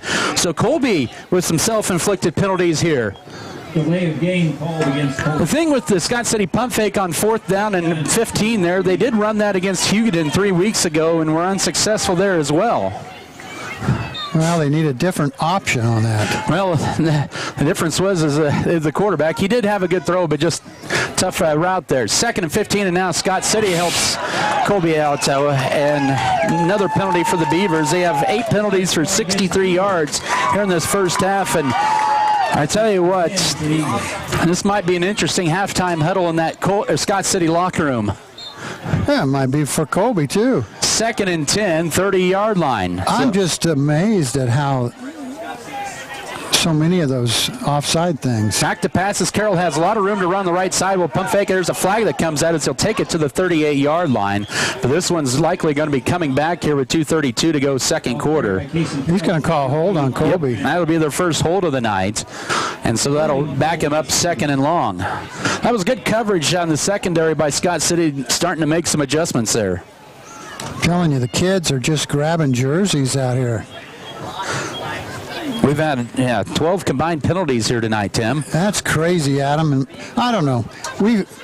Early in the season, we were just having penalty. It was just like penalty all the time. But you'd think towards the end of the season, everybody would have kind of cleaned that up. 2nd and 20, 20-yard line for Colby in their own territory, down by 1. 2:32 to go second quarter. 4 receiver set, twins to both sides. Carroll on 2nd down has plenty of time. Will just throw the home run ball. This is down the field too far for Cody Wright, setting up 3rd and 20. Cody Wright, incomplete. Defending for Drew Metzger. Well, 3rd and long for Eagles. He had to kind of get rid of that one as the pocket was starting to collapse there at the end. Well, he threw that a long ways in the air. Think about how far he threw that ball. It was about 50-some yards. Yeah. But, I don't know. You just hope they don't. You got to watch them close. Remember that sleeper play? That was kind of caught us totally asleep. 3rd and 20 as they split Giesenhagen out to left. They have 8 to snap at 20-yard line. Eagles are 30 of 5 on 3rd downs, down by 1 late first half. Here's a wheel route maybe. They're going to try to throw it for Guy Tubbs. This pass is going to be cut for a first down at the 45-yard line. Oh, he high pointed it and gets it to the 42. Nice catch. Nice throw. We had a defender right there with him. But what a catch. Well, still 2:19 to go here in the first half. The clock stops after that that completion as he went out of bounds, 43-yard line. He high pointed that one and just fit it just right over Holstein. A 4 receiver set, 2 timeouts for the Eagles. They look left on first down 1. Now Carroll, he's just going to tuck up and run 45. He'll be escorted out by Mendez, but not before a gain of 5 as they give him a pretty nice spot at the 48, 2nd and 5. Well, he got out of bounds, and that's probably one of the best things he did. Yep. That stopped the clock. Just only 6 seconds run off, and Cason Carroll was thrown for 186 yards in this first half. I still think we're due for an interception. He's gone 6 of 13 in this first half. We're trying to get pressure on him. Our guys are getting close. 2nd and 5. He's going to go for the home run ball left side, and that time losing it was Giesenhagen. He kind of stopped his route running, bringing up 3rd down and 5. Well, the ball was thrown so early because pressure was coming. Giesenhagen hadn't even looked back, and the ball was thrown, so he slowed up. He's looking back at the where the action is, and the quarterback. Well, he's like, well, I guess he got tackled or something. He didn't even know the ball was thrown his way over his head. He didn't continue his route. Thank goodness for Scott City. 3rd and 5, 48-yard line for Colby in their own territory. They converted a 23-yard pass play on 3rd and 20. Last series of downs. 7-6 Scott City, 2:07 to go second quarter. We have a flag and a false start on Colby. They've had the penalties here in the second quarter. Wow. That's their 5th one for 30 yards. Yeah, it was all us for a while. Now it's Colby. I guess it's evening out a little bit. Scott City did have 4 penalties, or make that 3 penalties in that first quarter. They have 8, and Colby now with 5 all in this period. 3rd and 10. 3 receivers to the right, 1 to the left, 1 in the backfield, late blitz. Pass is going to be caught. First down, Kiesenhagel. Inside, 45-40. 35, turns it up, 25-20, and Colby's going to lead it. As Couchman slipped on the field, touchdown Colby, and a 57-yard bomb, and Colby leads 12-7 with 1:53 to go first half. Man, Giesenhagen is a 6'3", 195-pound senior, and I'm telling you, that kid is fast. If you put him in on a track, in the 100-yard dash, I bet you he'd come close to. I mean, he could see a crease there, and he just flat out run Scott City to the end zone. Colby will go for 2 to try to make this a 14-7 game with 1:53 to go second quarter. Empty the backfield at the 3-yard line, middle of the field. Scott City's defense is 1 for 1, are seeing the opponent go for 1 for 1, and it's 1 for 2. The pass incomplete, and we have a late flag. A late flag thrown, holding Colby. That'll be declined, and the 2-point conversion will be no good, and it's 12-7 with 1:53 to go first half. We'll step aside for a 30-second break. This is Scott City football. Adding value to our community has been our priority since day one. That's why the Scott Co-op is here with 8 elevator locations, 2 service stations, 5 card trolls, bulk fuel and oil delivery, as well as a full-service agronomy department, including agronomy services, seed, chemical, fertilizer, and custom application. Visit us online at scottcoop.com or download our app for more information. Scott Co-op is a proud supporter of our local communities. Company. Colby has been dominant on 3rd downs tonight. Now 5 for 7. They converted 2 3rd down and longs. That one on 3rd and 10 for 57 yards to Casey Giesenhagen. Casey Carroll, 243 passing yards and 2 touchdowns. The 2-point conversion is no good, and it's 12-7 Eagles, stunning Scott City with 1:53 to go first half. As Scott City will have Alex Tarango deep to return this kick from the kickoff man, the senior, Manuel Marin Garcia. Here's a low kick, and it's going to be returned by Tarango. Takes it his own 17, goes right side, 20, 25, 30-yard line, and is stood up at the 36-yard line. 3 timeouts, 1:47 to go second quarter. Well, we'll see what Drew Metzger, as our quarterback, can lead us downfield. Scott City begins the drive 1st and 10 from around 36. Now mark this 36-yard line, 3 timeouts for the Beavers, but right now they got to pick themselves off the mat down 13-7. They will get the ball to begin the third quarter. If you're Scott City, the worst thing you don't want to do is turn the ball over. On first down, Metzger looking back to pass, fires it deep. Pass is caught for a first down into Colby territory.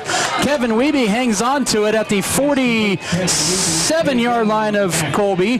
That is a gain of about 15. Nice throw and catch. Let's get lined up in the right spot. And we got a timeout for Colby. We'll take a quick one with 95 seconds to go. Second quarter, 12-7 Colby. Back in 30 seconds. This is Beaver football.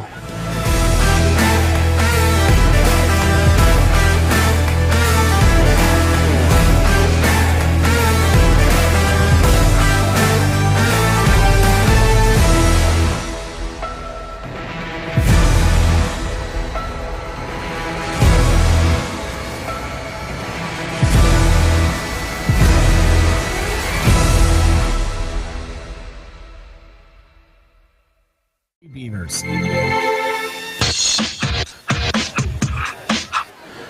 Back here at Denon Field in Colby, 12-7 Colby, 1:32 to go second quarter. The Beavers will have the ball out of the timeouts.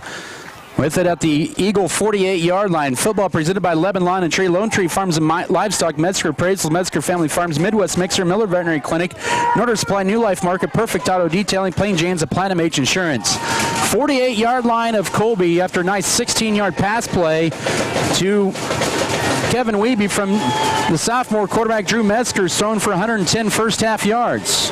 Play resumes here. Empty backfield and a flag. It's on Colby. They're in the neutral zone. Yep. These poor flags, they're going to have to go to the local dry cleaners, get them cleaned up. They have hit the ground a lot in this first half. They have. It's going to be 1st and 5 at the 43 of Colby. Oh, high school kids, Adam. 6 penalties for the Eagles and 35 yards in the first half. So that moves Scott City a little closer with 95 seconds and all 3 of their timeouts remaining. Everybody's antsy out here. They can feel the mojo.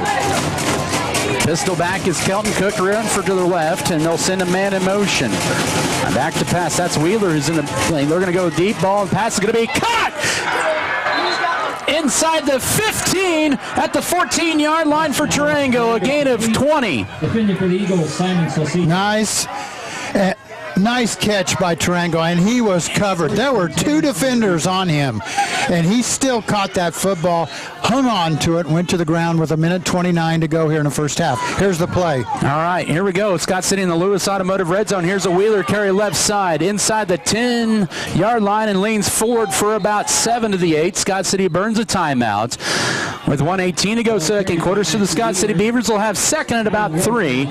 Let's take one other 30-second break. This is Beaver football. Scott City Eye Center has been a leading provider of optometry services and vision care products in the Scott City community since 1999. Our experienced eye doctors offer comprehensive vision examinations that our Scott City Optometry office specializes in the diagnosis and treatment of a wide array of eye diseases, conditions, and problems. We use advanced diagnostic technology, and we are committed to improving the quality of life.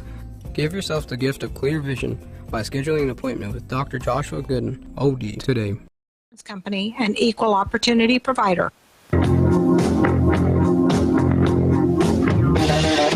We're back here at Denon Field in Colby. Caden Couchman, who was injured on that touchdown reception for Giesenhagen, looks like he's being looked at over on the Scott City sideline. That's Matthew Wheeler, who was in his spot. He had a nice gain of 7. So that could be a big loss for Scott City, but Wheeler capable of stepping into those duties here. As Scott City burned their first timeout, but a nice drive going here for the Beavers. They have 2nd and 3 at the Colby 8, down 12-7 with 78 first half seconds remaining. Scott City burning their first of 3 timeouts. Drew Metzger in this first half has hit 9 of 15 unofficially, 138 in this, 9 of 14, 138 in this first half. But Scott City has 2nd and 3 at the Colby 8-yard line, middle of the field when play resumes. Jackson Rumford is going to be lined up as a fullback in the backfield as they go to the pistol eye. Metzger takes a snap, hands it off, play fake, rolls to his right. Oh, throw that earlier. He's still looking, finds the back of the end zone, and it's caught. Touchdown, Scott City. Touchdown, Scott City. Kevin Wiebe, 9 yards deep in the back of the end zone to give Scott City the lead back with 71 first half seconds to go. What a play. Nice fake from Metzger to the running back. Sucked the defense in. Then he rolled to the outside, had a couple of good blocks so he could throw the ball back into traffic across there, but Wiebe's wide open in the back of the end zone. Jackson Rumford to try to give Scott City the 2-point lead, and oh, what a big change there late second quarter. Placing down, the kick is high, and the kick is good. Scott City 14, Colby 12, 1:11 to go second quarter, and a big answer back drive for the Beavers. We'll step aside for this 30-second break. This is Scott City football. For exceptional service in real estate, put Stephanie Shapland at Shapland Real Estate to work for you. Property homework is what we do best at Shapland Real Estate. We put forth every effort to get results that move you. Our expertise in buying and selling residential, commercial, and agriculture property is built on the tradition of trust and thoroughness that you deserve. Chaplin Real Estate takes pride in our community and in cheering on our students in all that they do. Give Chaplin Real Estate a call or visit our website today.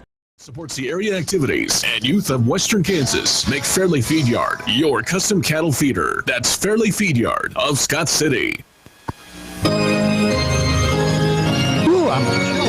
It took 4 plays for Scott City to take the lead back, 67 yards and just about 42 seconds off the clock. An 8-yard pass play from Drew Metzger to Kevin Wiebe. Wiebe's second touchdown reception of the year, and Jackson Rumford completes the scoring drive of the extra point to make it 14-12 Beavers.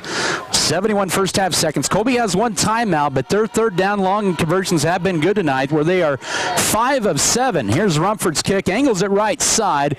This will be taken at the 20-yard line now, going right, 25. 30, 35-yard line goes the return man. That was Widerski with the return, but good field position with 65 seconds and 1 timeout for Colby, down by 2. First and 10 for the Eagles. We're going to see several passes. Colby thinks they got that thing going, so they're going to keep. My guess would be they'll pull something here out of the hat.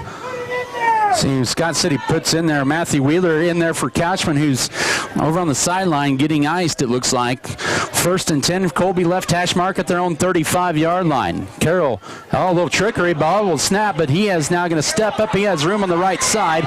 Now takes it across the 45-yard line where they're going to mark him. They're going to mark him about a half-yard shy of the first down. The clock stops with 51.9 and a timeout. We'll just keep it right here. It'll be 2nd and 1. Carroll still is, he's got that ball. Even when he was being tackled, Adam, he does not have that ball tucked away. I still think somebody's going to slap that ball out of there. And we'll have an opportunity for a fumble recovery, fumble return for a touchdown, something. Somebody tonight is going to knock that out of his hand. It looked like Colby was going for kind of a trick play there, because I agree. He went to 2 or 3 people in the backfield there, and then Carroll had to kind of clean it up and then tuck it and run. Made something out of nothing, 9.5 yards. I think it was a flea flicker. He was going to pitch that. Faked it to the one guy. I think he was supposed to give it to the second guy, and then he was going to flip it back to Carroll, and then he was, the flea flicker. But that's why I'm well on this one here, 2nd and 1. They got any timeout? They don't have any timeouts. Okay, I would think they would do something here. Think those special plays, secret plays that nobody ever sees until the end of the season. We're going to see something like that. Be 2nd and less than a yard. Out of timeouts are the Colby Eagles, 14-12 Scott City. Make that a 4 receiver set. Trips to right, pistol back is Warwick. Back to passes Carroll. Has plenty of time. Now steps up, has to scramble to his right. Now under duress, throws it. He finds a wide open safety valve. Giesenhagen, 45-yard line of Scott City, but he stays in bounds with 40 seconds to go first half. He'll gain 11 on that play for a first down. As soon as they get the yard marker set, they'll start the clock. The ball set, Here they go. All right, 1st and 10. Quick snap. Carroll has all kinds of time. Now throws it late. Pass is incomplete. Slipping was Giesenhagen about the 35. That stops the clock with 31.5 seconds to go first half. 2nd and 10 for Colby. Pick 6 right now, Scott City. That would be big. I don't know. They are so fast. Who could outrun them to the end zone? Probably Tarango, maybe. Well, who's our other corner? Peyton Bergner. Oh, yeah, he could outrun them. 2nd and 10. They'll split Cody right to the left, 3 receivers to the right. On the right hash mark, Scott City 45-yard line now. Wark will empty the backfield. Back to passes Carroll under duress immediately. Throws it late. Pass is caught. That is going to be a first down at the 34. Boy, that almost looked like a pick play. Not intentional, but it's a gain to 12 yards for Tubbs. And they'll spike it with 23 and a half seconds, 2nd down and 10 coming up. Spiked by Carroll, 2nd down and 10. There was 2 receivers in that area, Tim. Yeah. And I almost looked like it was kind of a pick play. Yeah, I get you. But I don't think it was. But well, you just never know. We've been invaded. Look at all them aliens. Scott City's going to bring in the pass rush on 2nd and 10. Here we go. Yeah, that's a good plan. 33-yard line of Scott City. Scott City in the neutral zone. Oh, brother. Yeah. Man. We bring in some smaller, quicker guys to pass rush, and one of them jumped. Got in the neutral zone. He's anticipating too much. Well, let's see. Hold on just a second. Oh, they're talking this over. They're going to say Colby was maybe moving. That's why he jumped. Normally that'd just be all right offsides here, but longer they talk about this, you wonder if he was maybe invoked. Dead ball, offside Scott City. All right, after the discussion, 2nd and 5. 2nd down 5 for Colby. Mark this ball just inside the 29 to the 28. 23 and a half seconds to go first half.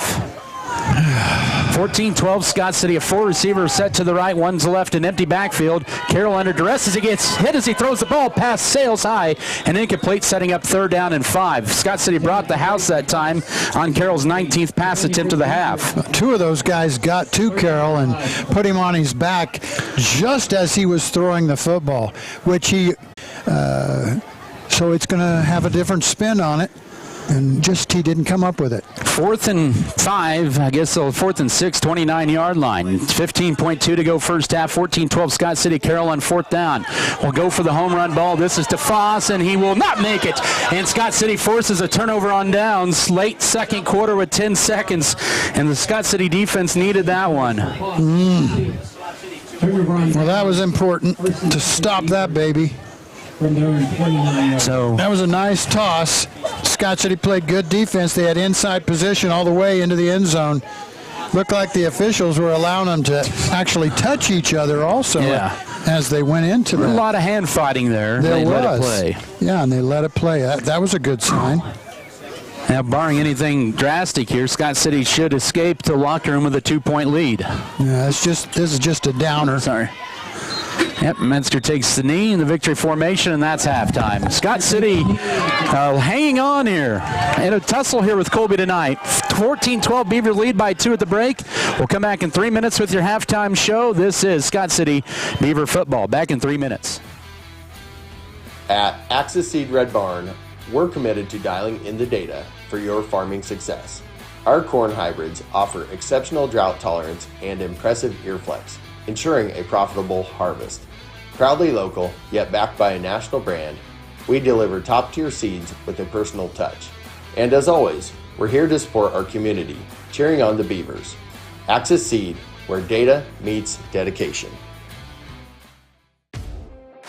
At Red Barn Enterprises, we're bringing you BW Fusion products to help your crops stress less and yield more. Discover the benefits of Amino, Relax RX, Full Sun, and BioBoost, each designed to enhance plant health and maximize yield. Proudly supporting Scott County Athletics, Red Barn Enterprises is your partner for a more resilient and productive future. Choose BW Fusion from Red Barn Enterprises today.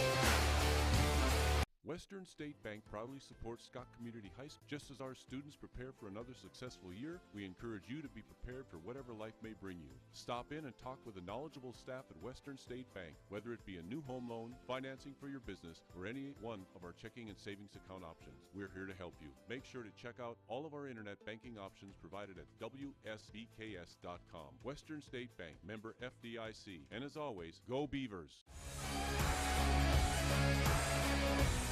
Western State Bank, Backyard Blooms and Garden Center, LLC, Spray Foamit, LLC, Good Anesthesia and Pain Management Services.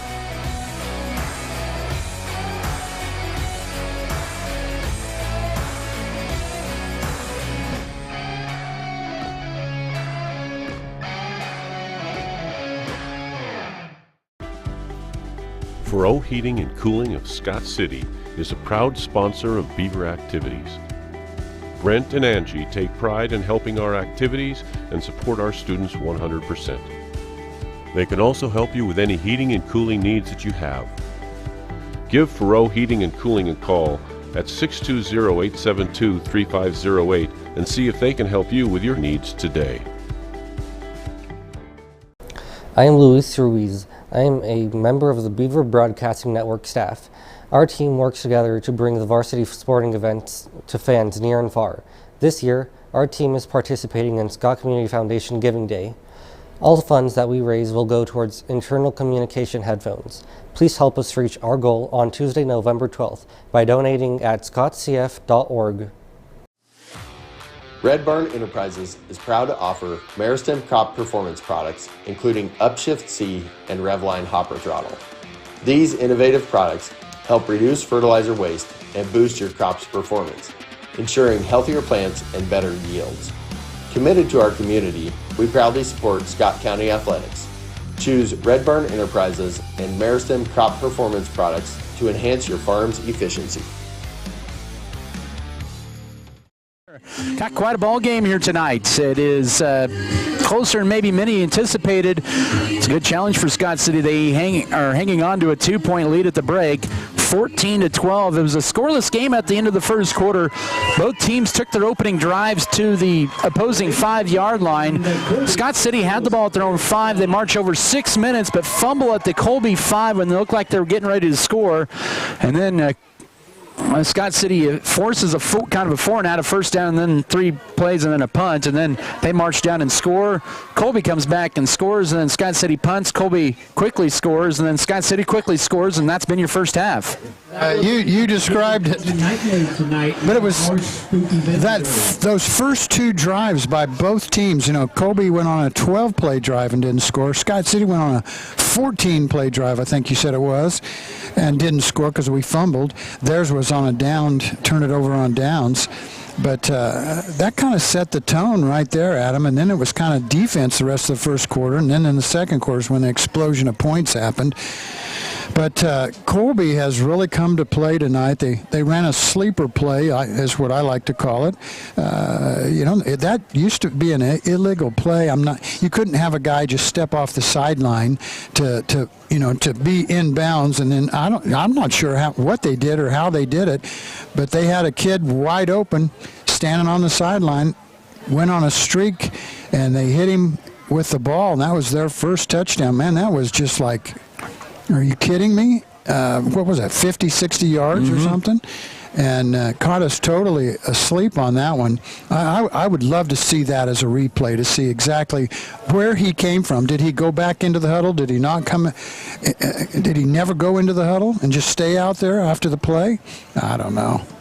But it's been exciting. It's been disappointing when we think about Scott City. But I don't know. It's been a good high school football game. That's all I can say. That it is. It's been interesting. Scott City did score first on a Kelton Cook 1-yard run with 7:25 to go second quarter. The extra point kicked in by Jackson Rumford to make it 7-6, and then Colby came right back down on a 4-play 80-yard drive, left a wide open Braden Foss. After Colby had converted a 28-yard pass play on 3rd and 20, or correction, it was a 57-yard pass play to Braden Foss, and extra point was no good. It's 7-6 Colby, 6:18 to go first half. That was a 4-play 80-yard drive. And then Scott City was forced to punt. They were going to fake. They did fake punt it, and then there's a turnover on downs at the 30-yard line. Colby would go quickly, 6 plays, 70 yards in just less than a minute, and they would get a 3rd down pass play to Casey Giesenhagen. That was a 57-yard pass play as well, and the extra or 2-point conversion failed, 12-7, but Scott City quickly marched back down the field. 4 plays, 67 yards in 42 seconds. They would get an 8-yard pass play to Kevin Weedy from Drew Metzger. The extra point is 2 extra points of the difference in this game. 14-12 your score. Yeah, and those 2 points special teams decide a lot of football games, and thank goodness we have good punter, good kicker. good holders, good snappers. That's all important stuff. Special teams. That's why we're leading at halftime. 14-12 Scott City with the lead here. We'll run down some first half stats, some scores as well, and we'll continue on with our halftime show in 3 minutes. This is Scott City Beaver football. Red Barn Enterprises is proud to offer Meristem crop performance products, including Upshift C and Revline hopper throttle. These innovative products help reduce fertilizer waste and boost your crop's performance, ensuring healthier plants and better yields. Committed to our community, we proudly support Scott County Athletics. Choose Red Barn Enterprises and Meristem crop performance products to enhance your farm's efficiency.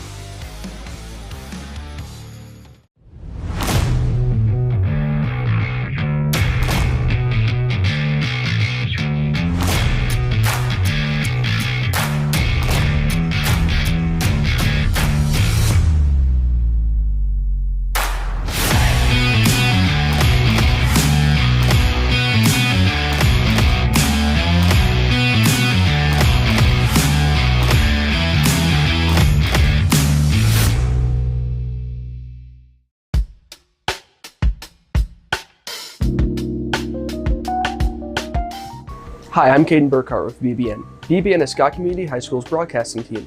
This year we have partnered with the Scott Community Foundation to promote Giving Day. Giving Day is on November 12th and is an effort by Scott Community Foundation to encourage donating nonprofits. For Giving Day, we have set a goal to buy a new internal communication system. Donate today at scottcf.org.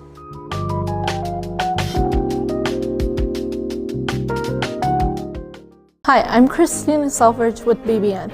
BBN is a Scott Community High School's broadcasting team. This year, we have partnered with Scott Community Foundation to promote Giving Day. Giving Day is on November 12th and is an effort by Scott Community Foundation to encourage donations to local nonprofits. We set a goal to buy a new internal communication system. Donate at scf.org. Hi, I'm Freddie Francis Aguilar with BBN. BBN is Scott Community High School's broadcasting team. This year, we have partnered with the Scott Community Foundation to promote Giving Day. Giving Day is on November 12th and is an effort by Scott Community Foundation to encourage donations to local nonprofits. For Giving Day, we set a goal to buy new internal communication systems. Donate at scottcf.org.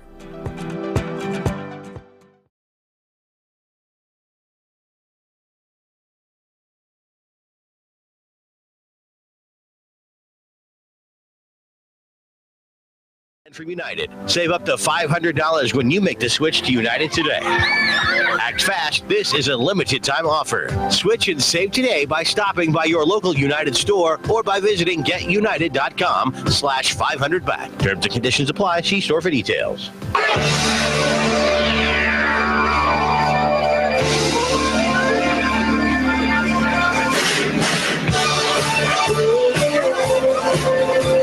And we're back here at Colby's Denon Field here at halftime. Scott City with a 2-point lead here over the Colby Eagles, 14-12 here as we've reached intermission here. We'll run down some first half stats. Here in this first half for Scott City, they ended up with 276 yards. Yards have been pretty well for both teams in the first half. Scott City a little bit more balanced in this first half. They had 23 carries, did the Beavers, for 127 yards in the first half. They were led by Kevin Wiebe with 41 yards on 6 carries. Caden Cashman, 8 carries, 41 yards. Kelton Cook, 5 for 31. And then Drew Metzger passing the football, 10 of 14 with a touchdown pass in the first half for 149 yards. Been balanced attack, 3 for 55 for Rumford, 3 for 56 for Trango, 3 for 34 for Weaver. The football, 12 first and 10s tonight. They were 5 of 6 on third downs, 0 of 1 on fourth down, but penalties, 9 penalties, 68 yards in this for Colby. They went for 285 yards in the first half, 250 57 through the air, 9 of 21 passing and 2 touchdowns. Guy Tubbs with 86 yards on 4 receptions in this first half. Giesenhagen 2 for 69 and a touchdown, and Foss 1 for 52 and a touchdown. Talon Work had a 41-yard reception. And out of those 5 third down conversions, 3 of those were on 8 on third down, and they were 0-2 on fourth down, 6 penalties, 35 yards. So a lot of interesting things here in this first half here. Yards about the same, kind of reason why it's a 2-point game. I agree, Adam. I think both teams, as far as they played out here, were pretty even with yardage-wise and the way they've played. I mean, we made all them penalties in the first part of the game, and then all of a sudden it was Colby making all the penalties. And it was really obvious they were offside type stuff, jumping's to illegal procedure, offsides. It was just it's unusual how both teams were doing the same things, it seemed like. Although I felt like we've had a couple of more opportunities to get into the end zone. We just haven't taken advantage of those opportunities. I think on that fake punt thing, that could have easily went our way, and they wouldn't have scored, and we would have scored, and that would have made a difference. If we would have gotten it, we fumbled on our going into the end zone. They turned it over on downs at their 5. There's another touchdown for us. So this game could easily be 28-0 at the well, let's give them one of those, 28-7. That's what I think. I think we're the better ball team. It's just not showing on the scoreboard at the moment. You're right there. Let's see what Scott City can correct. We'll take a 2-minute timeout. We'll come back with the rest of your first half and set up your second half here in your halftime. 14-12, Scott City up by 2. We've got scores of interest, and we'll come back with that in 2 minutes. This is Beaver Football. Here's Odessa from Plain Jan's. Yep, Odessa here. Again, let's talk rental houses. Okay, rentals. Plain Jan's is the best place to go if you need a small place or a place with 2 to 3 bedrooms. So, how many rentals? I think maybe around 70. Really? Come to Plain Jan's. Lexi and Samantha can help you find the right place to rent. Plain Jan's Rentals. We rent houses. Thanks, Odessa. Plain Jan's, they rent houses.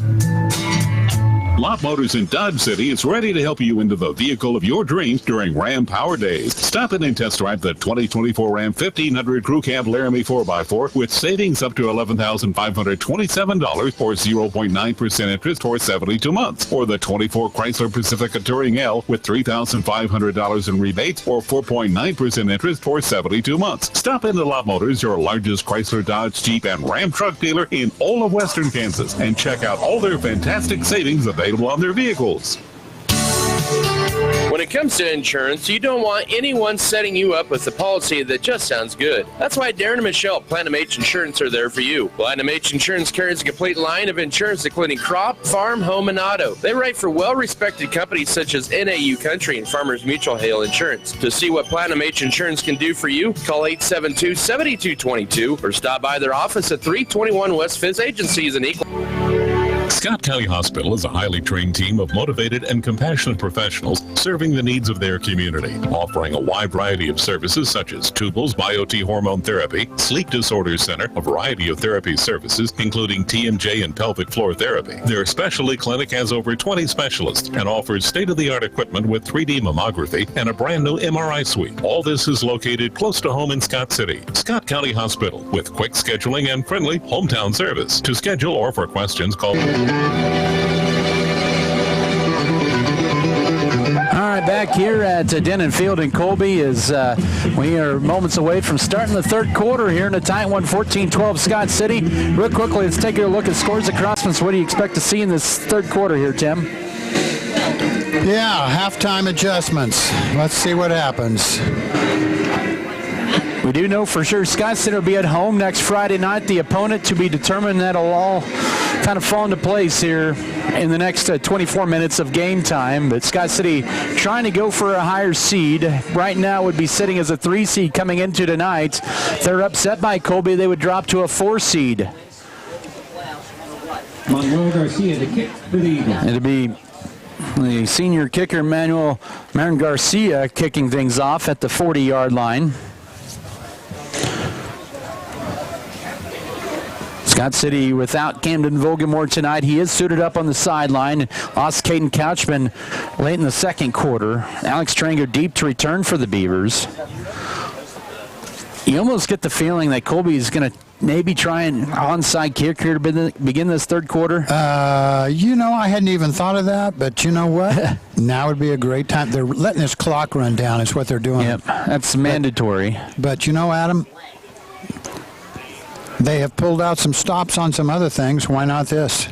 I mean, it just feels like they have nothing to lose here, and it's a close ball game.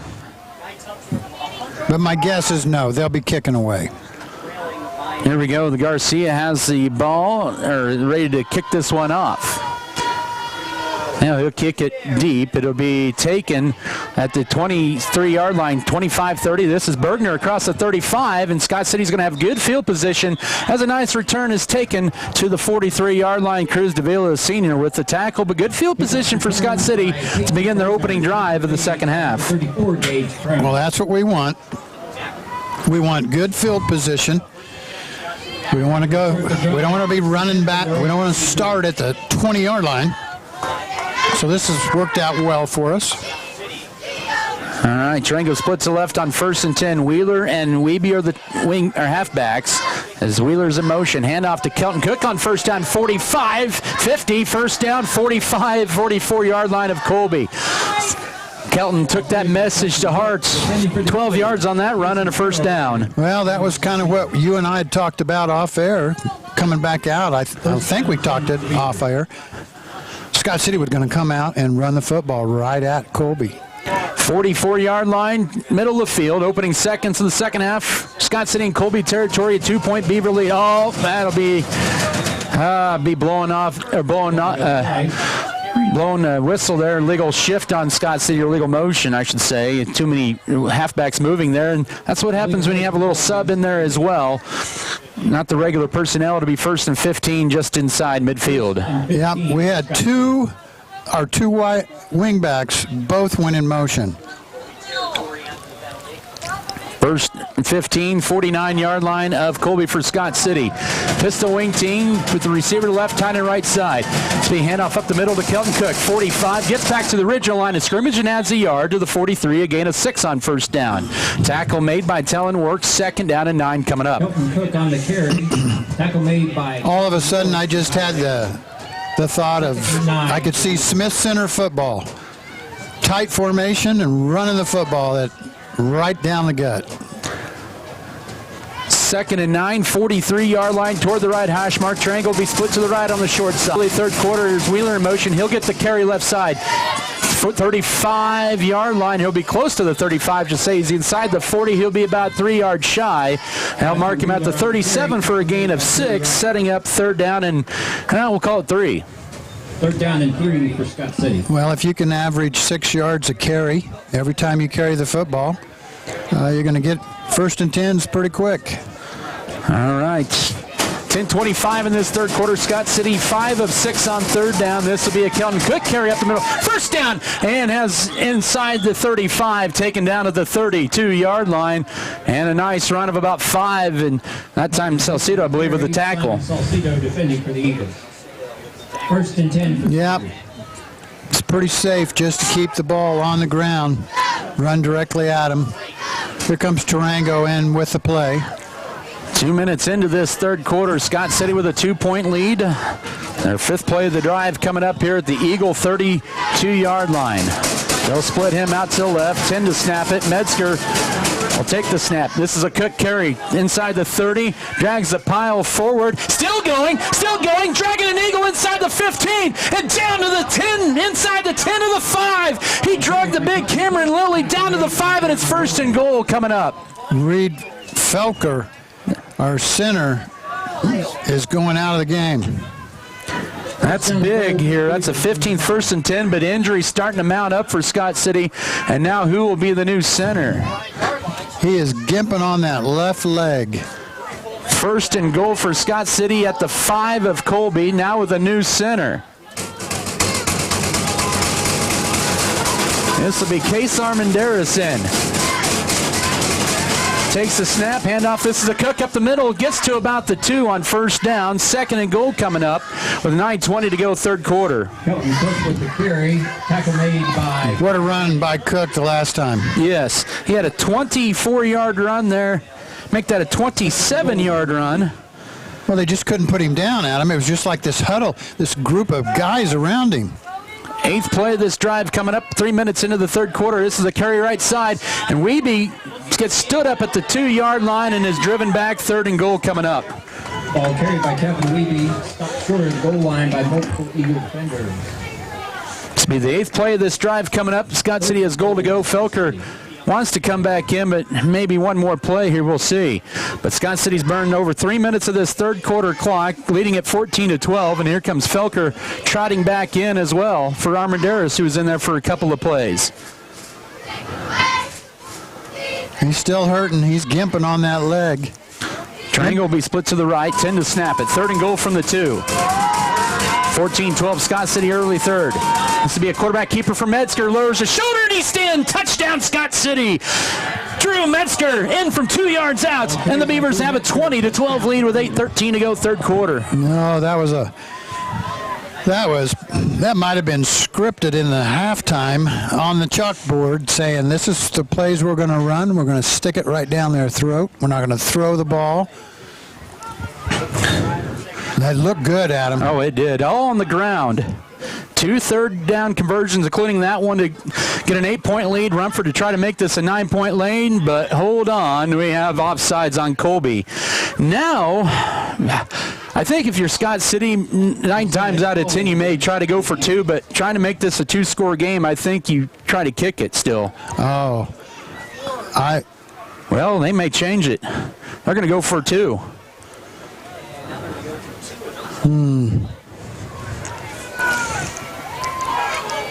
Well, I don't know.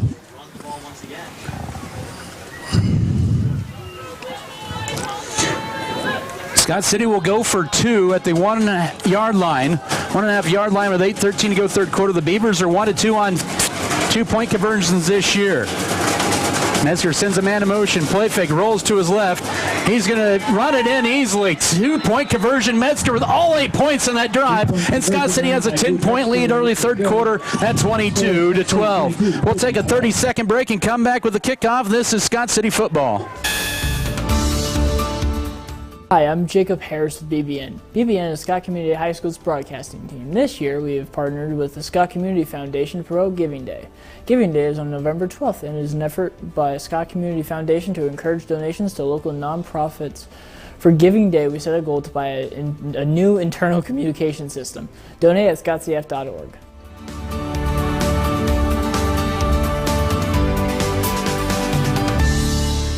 Results.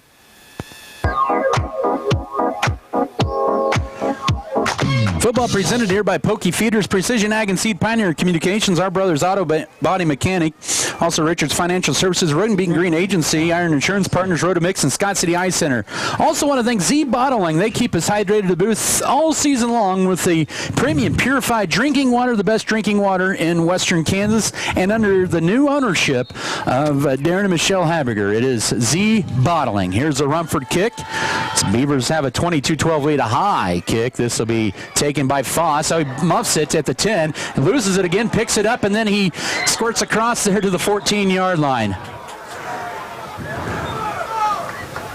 Or it'll be 1st and 10 for Colby. Kickoff return, tackle made by number 51, Easton Eisenhower with the tackle. 1st and 10. Had an excited kickoff coverage there. Kickoff team, you could hear him yelling up here. What's that? The kickoff coverage yelling out there. Yeah, they were excited about that play. Well. So Scott City see the defense can get another stop here. They're up by 10. 8:08 to go third quarter at 22-12. Colby will spread it out with 4 receivers. Ball thrown 14 left hash mark. They'll send Tubbs in motion from left to right. 10 to snap. It's Carroll looking left, and out pattern is Cobb, but down to the knees right at the 22-yard line for Braden Foss on a gain of about 9 on first down. It'll set up 2nd and a yard on their first offensive play of the third quarter. Yeah, but Colby has just lousy field position to start the second half for them. Gain of 9 makes it 2nd and 1 for Colby. So 2nd and a yard for the Eagles. Ball at their own 23. They'll go up the middle to work, and he will break through there and has the first down at the 27-yard line. He was initially stopped at the line of scrimmage, but nobody wrapped up for Scott City. He squirts out for 4 and a first down. He got hit hard, but nobody wrapped him up. And so then he backed up and went around the pile and picked up the 1st and 10. 1st and 10, 27-yard line for Colby at the Eagle, or on their own territory. 7.5 third quarter, 22-12 Beaver lead. Left hash mark, a 4-receiver set, pistol back is work. 10 to snap. Beavers slow him down there, bringing up 2nd down and 8. The rushing game defense hasn't been an issue tonight, but it's been the passing game, their defense, I should say. Yeah. Gain of 1 makes it 2nd and 9 for the Eagles. Well, they're 2nd and 8, 45-yard line, left hash mark. Near the midway point of this third quarter, 6.5 to go, 22-12 here in the third quarter for the Beavers. Carroll back to pass on 2nd down. Looking left, pass is going to be caught by Work, and then he steps out of bounds, pushed out by Matthew Wheeler, but it's a gain of 4. Setting up a 3rd and 4 coming up at their own 40. Oh, yeah, that was a good play by Wheeler to get him pushed out of bounds. Kind of a safety valve throw over here by the quarterback, Carroll. But this is a big down right here. If we stop them on down, they'll have to punt the football. There's no way they'll go for it now. Colby is 5 of 8 on 3rd down, 6:21 here in this third quarter. 3rd and 4, they'll hand it off right side to Work, and he is blitzed immediately. Right there was Pierce Vallejo to drop him for a 3-yard loss at the 46-yard line. And decision time for Coach Ryan Mosier on 4th down at about 8.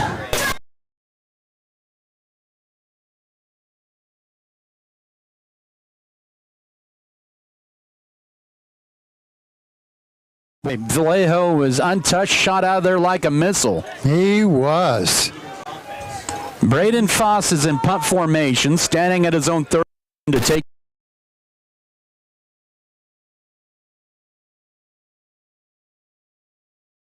Snap, here's the kick, it's away, a high short kick. Get out of the way there and inside the 35. Roll dead at about the 23-yard line for 31-yard punt with 5:31 to go third quarter. Scott City with the ball back at a 10-point lead at 22-12. Again, their drive, 1st and 10 from their own 20. Well, this will be a no TV timeout. Yeah, right. We do not have those yet.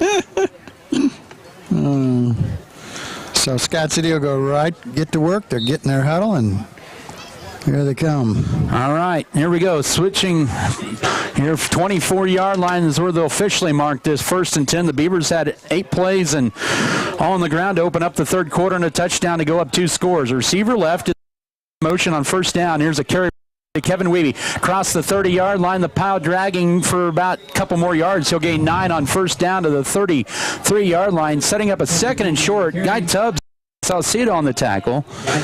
Oh, man. 1st down and you get 8 yards on a rush. Do it again. If they can't stop it, keep doing it. You got to wonder if hopefully Scott City, keeping it on the ground here in the second half, just maybe starting to wear down a little bit, this Colby front wall. 2nd and a yard, under 5 to go third quarter. Pistol T. Metzger will hand it off to Kelton Cook. Turns it upfield, has a 1st down across the 35. The pile still going forward as he takes the 40 line. Scott City, the contact, especially in this third quarter, as he'll gain 9 yards. They cannot put Cook down. I mean, he had half the team hanging on him, and he just kept going. Cook getting closer and closer to his second 100-yard performance of the year. The Beavers have it at their own 43-yard line, under or closing 4.5 to go in a quick-moving third quarter. 2-12 Scott City.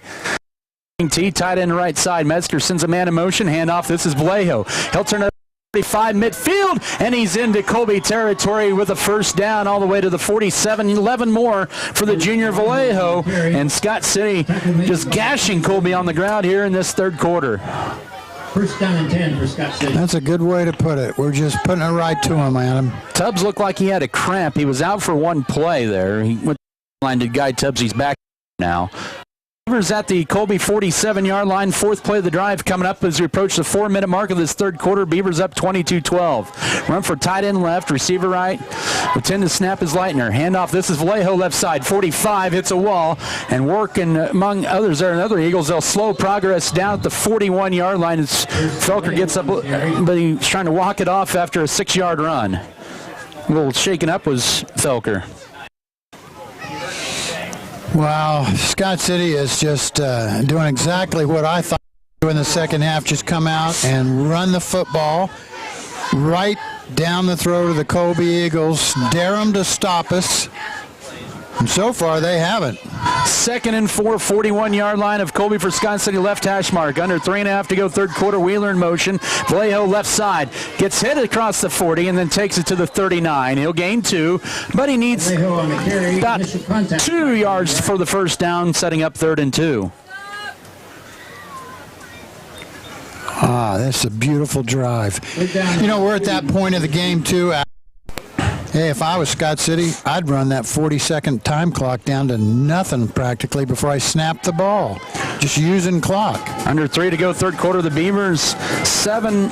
It's going to be a quarterback sweep right side. Here's Metzger with a first down as he takes it to the 35. Hangs onto that football for dear life on 3rd and 2. From the 39, he'll take it officially to the 36. And it's going to be another Scott City 1st and 10. They are now 8 of 9 on 3rd down tonight. 8 of 9. Man, let's hope that continues through the playoffs. Against Goodland last week, they were 10 of 14. That's good. 7th play of the drive at the Eagle 36-yard line. 2.5 to go, third quarter. Wheeler carry left side. Turns it up 35-30. And he's inside the 30 for a nice gain of 7 to the 29-yard line. 7 more for Wheeler on his third carry for 20 yards. The Beavers with their play of the drive coming up.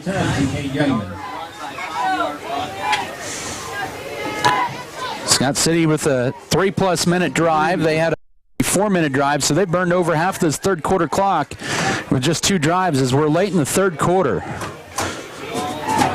Leitner split to the right on 2nd and 3. Colby 29 left hash mark. Metzger sends a man in motion. Cook up the middle. He's got 100 yards and more. Drags another Eagle inside the 20 into the Lewis Automotive red zone to the 19. 10 more for Cook. He's at 103 yards on 12 carries, and it's another 1st and 10.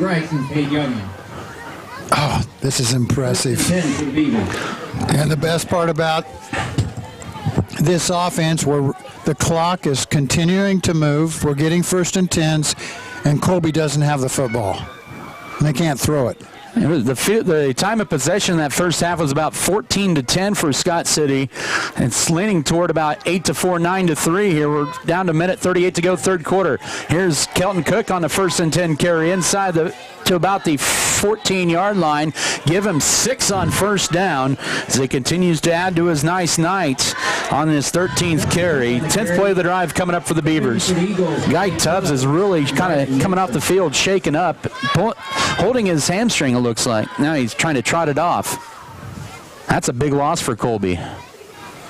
Hopefully it's just a cramp for him. Is he cramp? Well, that's what they're acting like. 2nd and 4, 14-yard line, final minute of this third quarter, a heavy load to the right side. Here's for Weeby, leans forward to the 11. He'll be about a yard shy of the first down, just inside the 12, as he gives him the tackles. 3rd down and about 2, they'll say. Give him 2 yards on that play. Oh, yeah, we were unbalanced to the right, and I thought maybe they might go back to the left on that with a counter or something, but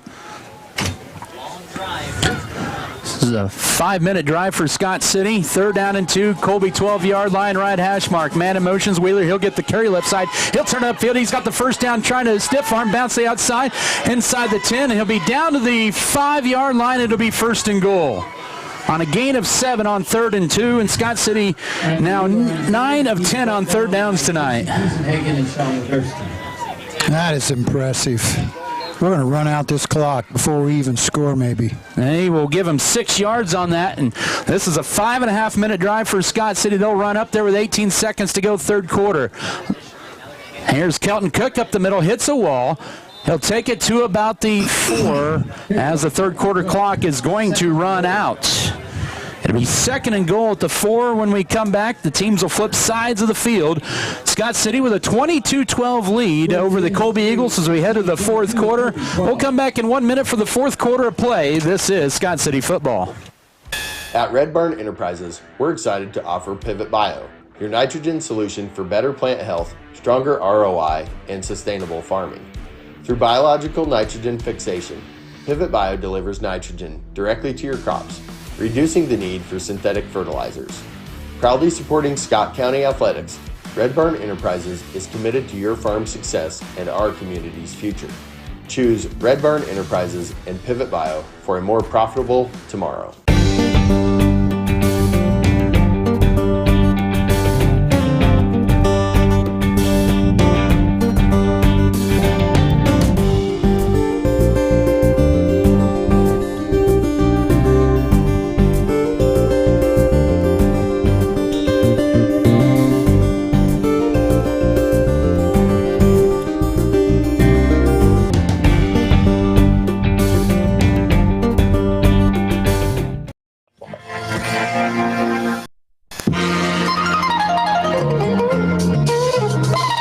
Switch sides of the 4th. Beavers have run 20 plays in the 3rd on the ground, and they have a 22-12 lead as they'll have 2nd and goal at the Colby Eagle 4 when play resumes. Adam Kadavy, Tim McGonigal with you here from Colby. Scott City's had this ball for over 9 minutes of this quarter. 3:47 on the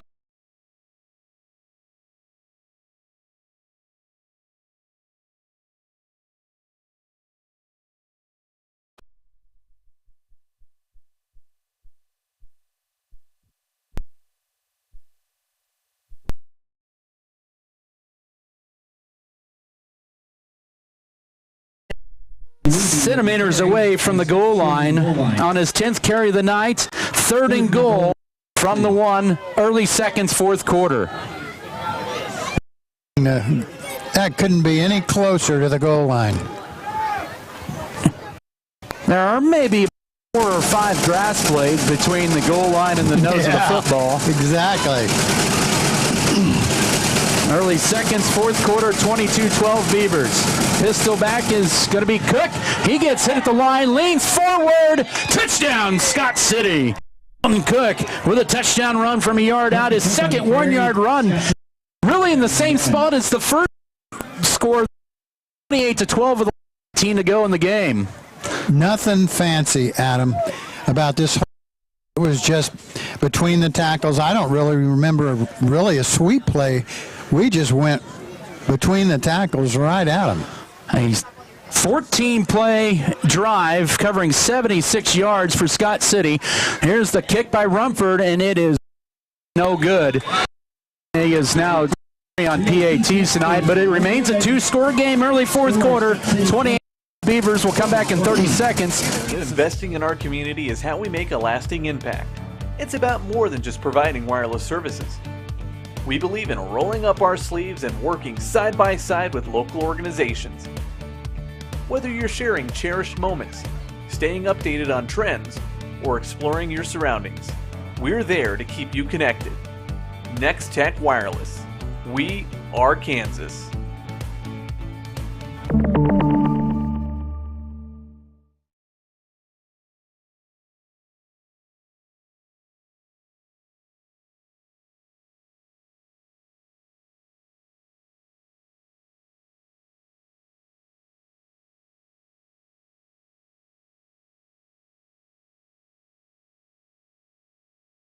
State Farm Insurance, Stevens Veterinary Services, the Solvay Foundation, and Trophy Wine and Spirits. How about this drive for Scott City? 14 plays, 76 yards, 6:13 off the clock.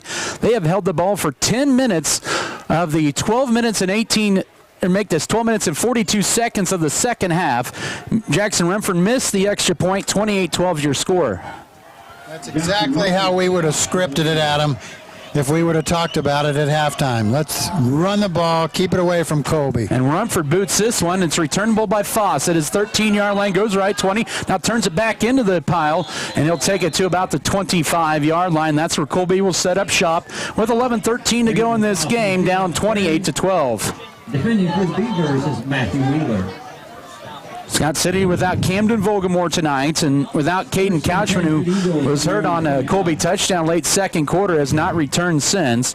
Matthew Wheeler stepping into his place. Drew Metzger's gotten the start and has been efficient on offense and has played well on defense in the secondary tonight. Colby will run out 3 receivers to the right. Tubbs is one of those. He stretched out a cramp on the sideline. 1 to the left, 1 in the backfield. The pistol back has worked. Carroll on first down has time. Looking right now, the pocket collapses. He will tuck it up. Now he runs out of room, and he gets drilled at the 24-yard line. A loss of 1 on the play. Oscar Mendez with the tackle. 2nd down and 11.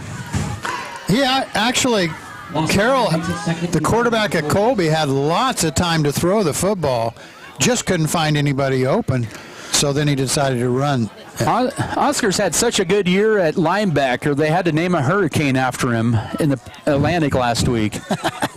2nd and 11, 24-yard line, middle of the field, 10:35 to go, a 4-receiver set. Carroll looking right, now under duress as he throws it. Ball deflected in the air by Jackson Rumford, sets up 3rd down and 10. Oh, Jackson Rumford had his hands up. Quarterback tried to throw the ball over the top of him. That didn't happen. You know, that's kind of like going up for the layup there in front of Rumford and getting your shot rejected. Exactly. 3rd and 10. Colby tonight, 5 of 9 on 3rd downs, 28-12 Beavers, 10:31 to go 4th quarter. You almost have to think if you're Colby, this could be 4-down territory. 5 receivers set, an empty backfield. He gets hit as he throws. Passes deflected and incomplete. Almost intercepted and then almost caught. On the coverage was Trey Ryan. Almost intercepted by Mendez. It was incomplete. And Coach Ryan Mosier is going to send the punt unit out. Brings up 4th and 10 for the Well, they didn't go. They lost a yard on that series.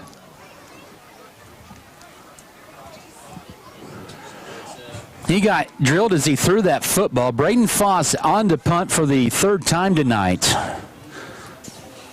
Scott City should get good field position out of this. Oh, that's a shanked punt off to the right side, and it takes a Colby roll. He'll take it across midfield to the 49-yard line on a 26-yard punt. But with 10:18 to go, the Beavers with prime field position trying to add to their 28-12 lead. That took exactly 1 minute off the clock. Yeah, that's serious. Oh, we're going to... Time possession is going to be totally in Scott City favor in this second half. They've had it for over 10 minutes in this second half. Pistol wing T, excuse me. Here's Kelton Cook. He has a 2-touchdown night, and he'll take it for 3 on first down to the Colby 48-yard line. Tackle made by Cody Wright, 2nd and 7. Carry, tackle made by Cody Wright. It's been all year for Scott City. It's been running back by committee, and Cook with 16 carries, 118 yards, and haven't had too many players all season long with 15 or more carries. That's a good thing. Running backs take a beating, and so if we can spread that as they carry the football is what I'm talking about. Yep, 2nd and 7, 48 of Colby in the middle, or left hash mark, under 9:40 to go. Wiebe carry right side. Trying to get to the outside, does so 45 and 40, and he's upended right at the 40 for a gain of 8 and a first down. Nice play that time right side. Carry, tackle made by Cade Youngman. Cade Youngman with the tackle. They called it. Are they thinking about measuring this? Yeah, this is not even close. Oh, yeah. 1st and 10. 1st and 10 there. 3rd play of the drive. Scott City at the Colby 40-yard line.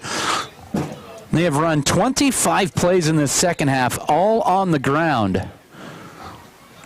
He got a 76, a 57-yard drive, 133, and then 144 yards on the ground in this second half.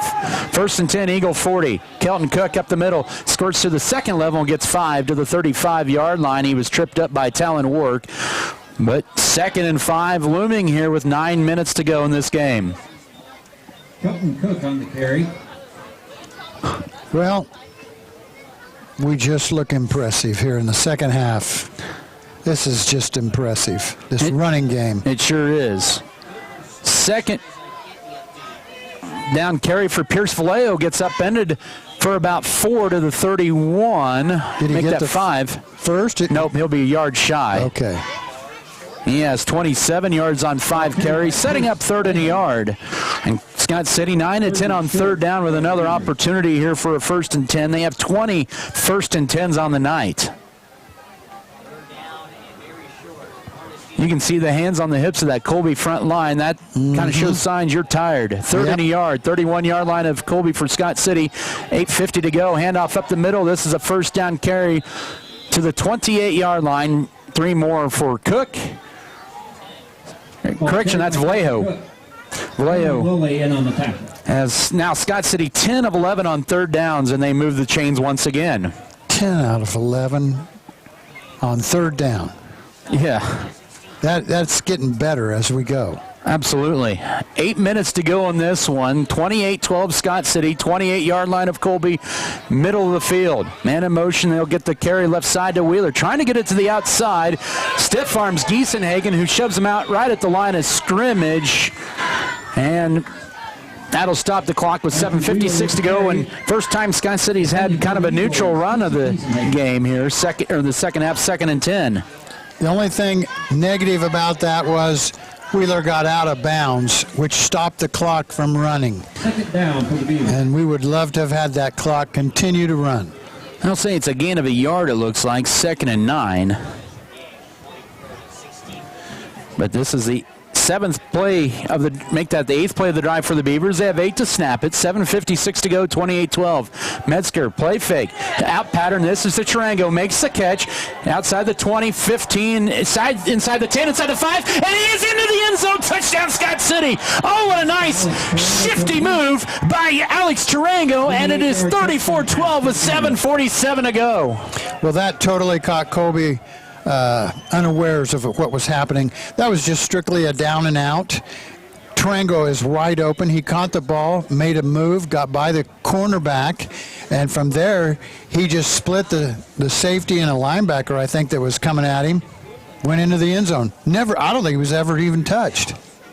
He has 4 receptions, 84 yards, in his 3rd touchdown of the year. Scott City trying to make this a 23-point game with 7:47 to go. 2 touchdown passes for Metzger tonight on his first career start. And the extra point, he hooked it left again. No good. 34-12, 7:47 to go. We'll come back in 30 seconds for the kickoff. This is Beaver football.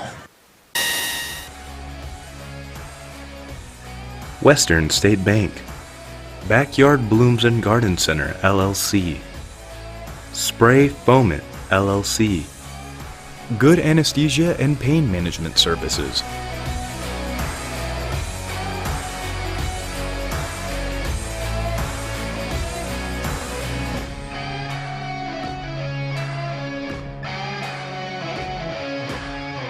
Opportunity providers.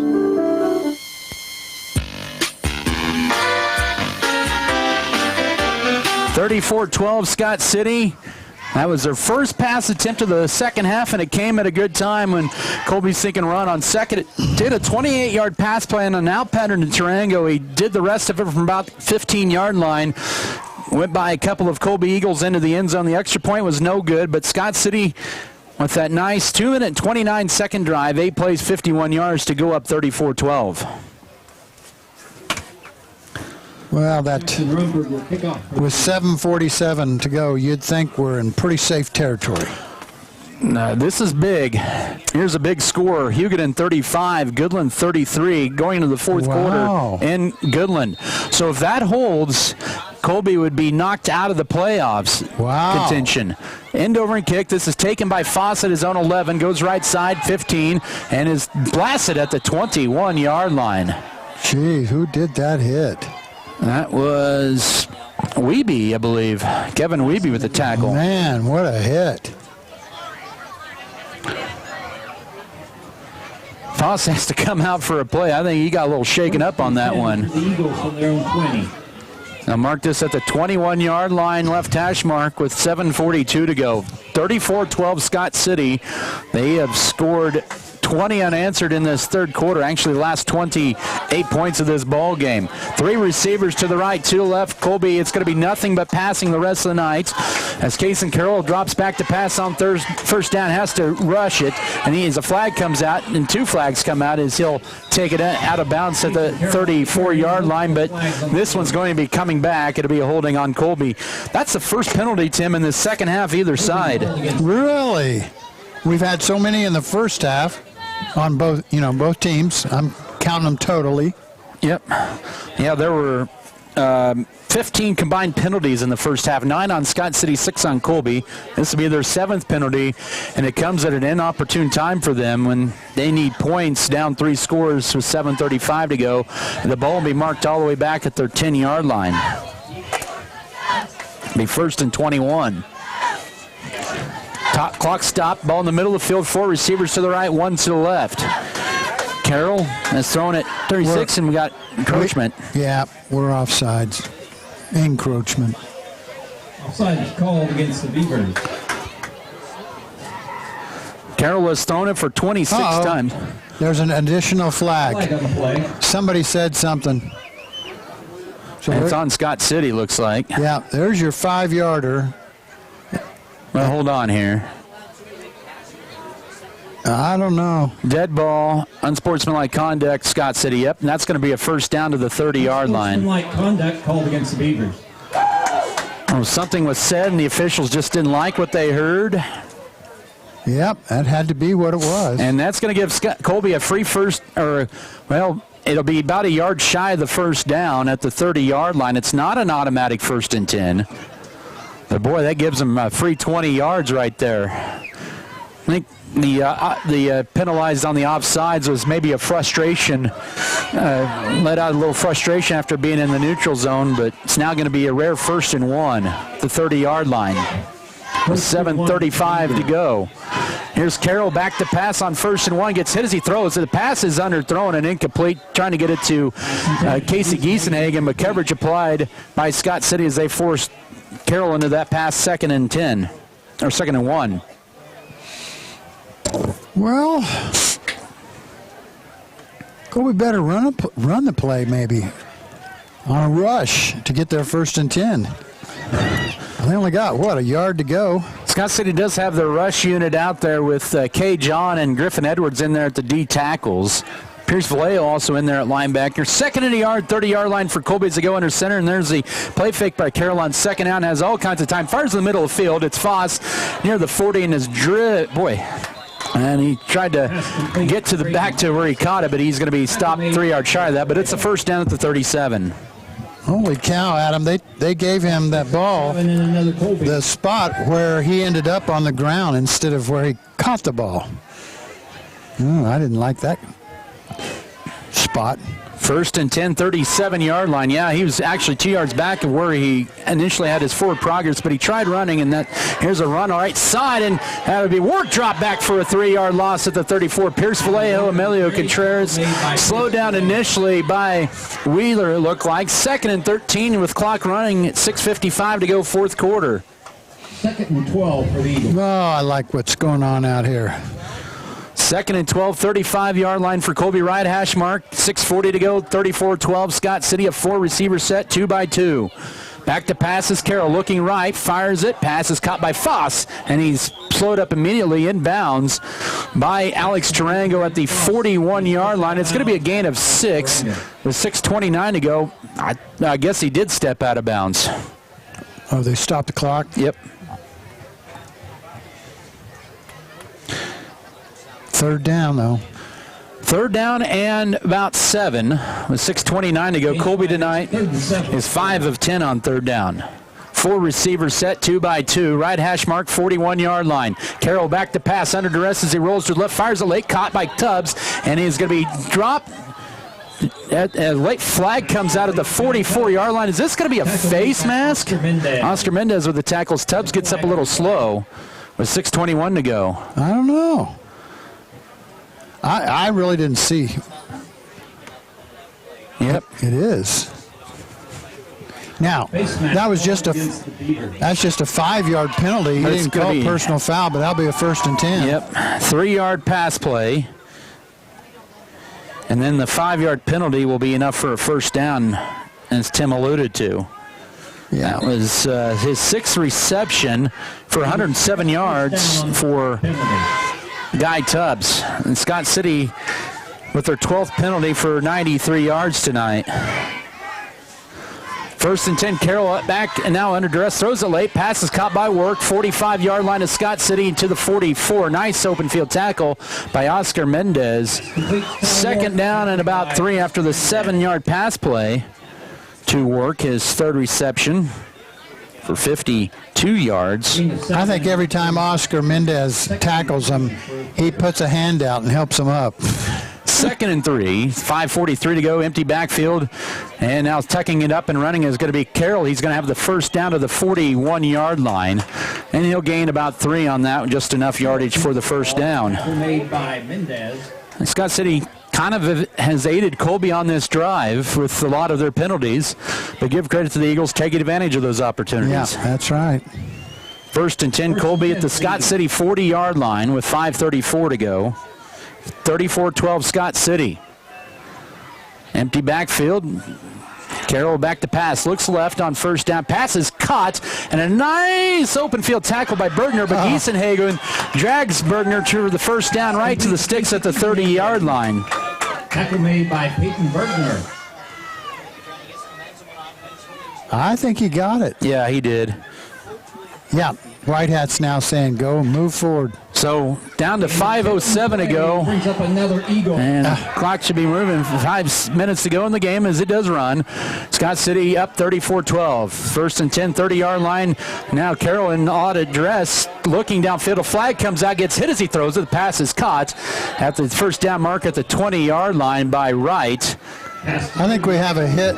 This might be in the back there. Oh, yeah, it's going to be on Colby, I believe. As a couple of Eagles are limping there. That's Weinman, the center. Call is against the Colby Eagles. That wipes off a 10-yard pass play inside the 20 with 4:53 to go. But Carroll's starting to get drilled a little bit here as this game going on. But he's thrown for 315 yards. He threw for 257 in the first half. Scott City's done a better job of limiting his completions in the second half. And this will back Colby up a ways. It'll be first and quite a ways to go. If they mark this a spot foul, it'll be all the way back to the 45-yard line, but it doesn't look like it's going to be a spot foul. All right, where are they going to mark this here? I don't know. I don't even know what they called. It's a holding on Colby. Okay. So they're going to mark this at the 40-yard line, just a 10-yard variety. Okay. Their 8th penalty for 56 yards. 1st and 20 for Colby. 4:53 to go, 4th quarter clock winding, 34-12 Scott City. 5 receivers set, left hash mark, 40-yard line of Scott City for Colby. Carroll looking right on first down, finds Work out in the flats. 35 inside the 30 and is out of bounds at the 29-yard line. Matthew Wheeler pushes him out, but a gain of 11 for Work on the 4th reception. And 2nd down coming up in about 8 to go. Make that 9. This is the 9th play of the drive for the Eagles. His clock stopped at 4:40 as he went out of bounds. 34-12 your score. Still that 5 receivers set. Carroll back to pass on 2nd down. Now eludes the rush, throws it, just chucks it out of bounds. And it'll bring up 3rd down as it hits for the huddle assist sideline for Colby. It's their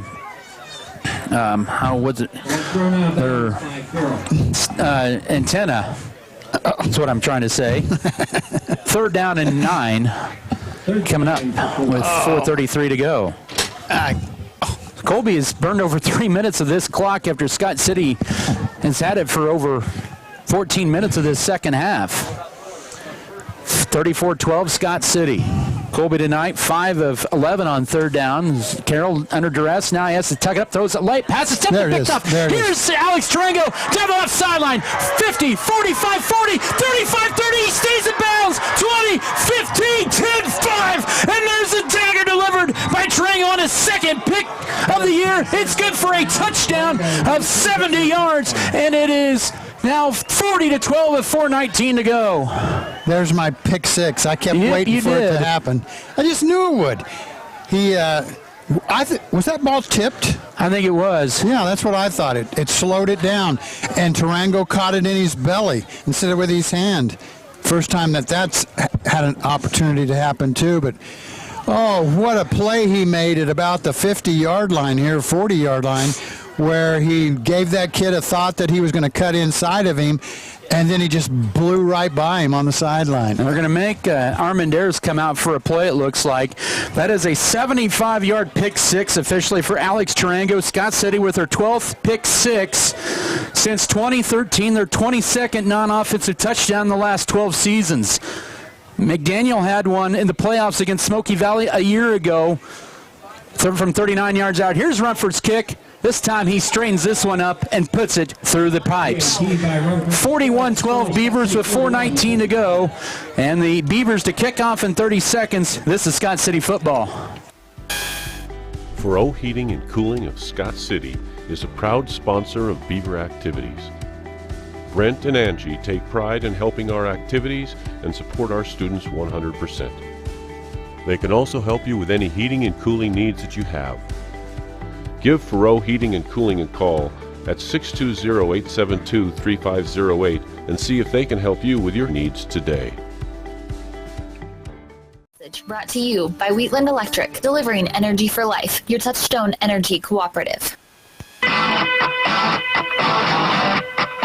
Football presented once again by Turner Sheet Metal, Volgamore Family Farms, Western Kansas Insurance, Western State Bank, Wheatland Electric, White's Food Liner, Wilkins Physical Therapy, and Winterland Farms. So Scott City gets defensive on a pick six, 75 yards for Alex Tarango.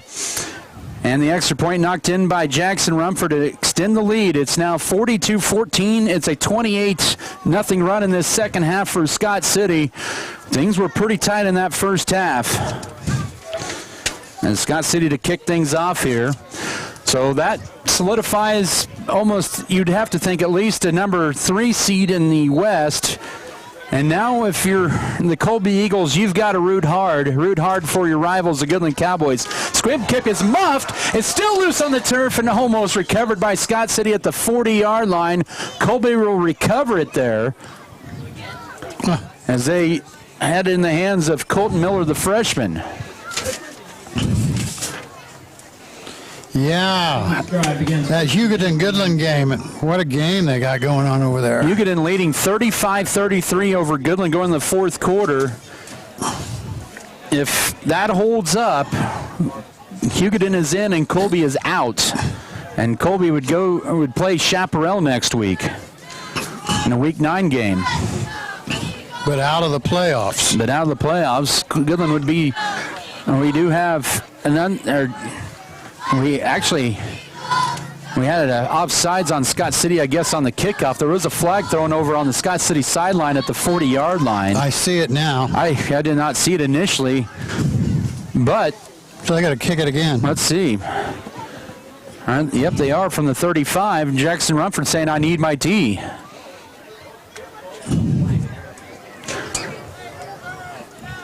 Colby needs to have their kickoff team out there. Yep, and they're going to send it back out with 4:17 to go. Scott City was offsides on the kick. They will re-kick. That'll push the Beavers toward 100 yards of penalties on their 13th of the night. After they went penalty free in the third quarter, they have 4 in the fourth.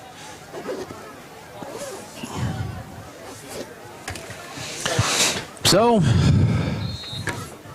4:17 to go. Rumford to tee it up from the 35. Giesenhagen and also Foss deep to return. This will be up back guy across the 20, 25, and taking it across the 30 to the 32-yard line. I believe that was Salcedo.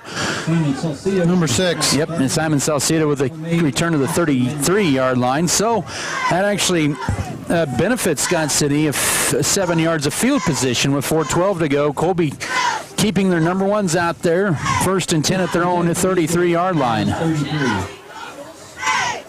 41-12 for Scott City as we're just outside of 4 minutes to go in this ball game. Giesenhagen and Foss are splits. 2 wings in the new formation for Colby tonight. They'll send a man in motion. That's Salcedo, and it'll be a carry right side for Work. Scott City had it stopped initially. Work will get maybe 3 out of it to the 36-yard line on first down. Dixon Rumford with the tackle. They'll mark him at the 35. Correction, work with that carry, and he'll take it to the 36. Gain of 3 makes it 2nd and 7 for the Ducks. 2nd and 7 coming up. Well, it's still football being played out there, but I tell you, it's a little relaxed on the Scott City sideline. They'll send Salcedo in motion.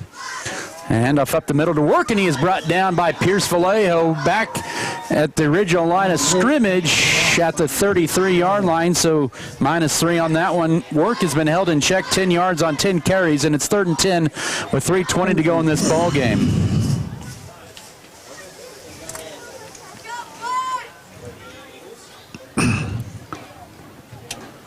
Scott City getting a big pick 6 to put a dagger delivered in here. So we're down to the final 3 minutes of this one. 3rd and 10, under 3 to go. Play fake here, and looking right is Carroll. Pass is going to be caught shy of the first down. The pass is complete, and a nice open field tackle by Wheeler about the 37-yard line to Cody Wright for 4 yards with 2:44 to go. That kept the clock running. I thought he might have went out of bounds, but he did not. So that kept the clock running. 330 yards passing for Case and Carroll tonight. And 4th and 6, they're going to go for it with 2:28 to go, down 29. Giesenhagen split out to the left, 4 receivers to the right side. On the short side of the field, they have 10 to snap, but an empty backfield for the senior Carroll. Back to pass. He's just going to go for the home run ball for Giesenhagen. Almost overthrows it. Ball knocked away last second, and a great defensive play by Peyton Bergner. Pass intended for Giesenhagen. No, I thought Giesenhagen should have caught that one. And that's going to be a turnover on downs at the 37-yard line of Colby with 2:10 to go. Wow, what a toss and what a... That was a good toss. It really was. That was his 35th passing attempt. Scott City has seen 77 passing attempts the last 2 weeks combined between Colby and Goodland. Wow. Who would have dreamed of that? So Scott City, you can kind of talk about this a little bit. They are going to remain undefeated in district play. This will be their 12th consecutive district victory. All time in district play, they have an impressive 110-33 record in district play since the early 80s. To be the 24th unbeaten district season, all district championships, 1st and 10, handoff Wheeler. He'll get maybe back a yard to the 36-yard line. This looks like second team all the way, doesn't it? Let's see. Yep, we got new quarterback Cooper Irvin in there. Yep, it's a whole new line in there as well. You have, it's like on the left side, Caleb Beaton, the junior.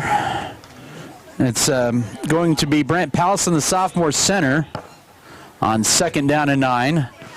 And 15 to snap it. Over as the receiver left, you have Tegan Feely, the junior, and Coach Jim Turner with the clock running down will burn another timeout with 92 seconds to go. We'll take a 30-second break. Scott City 41, Colby 12, back in 30. This is Beaver Football. I am Luis Ruiz. I am a member of the Beaver Broadcasting Network staff. Our team works together to bring the varsity sporting events to fans near and far. This year, our team is participating in Scott Community Foundation Giving Day. All funds that we raise will go towards internal communication headphones. Please help us reach our goal on Tuesday, November 12th by donating at scottcf.org. Switch today and experience exceptional service. Western State Bank, banking with a personal touch. Member FDIC.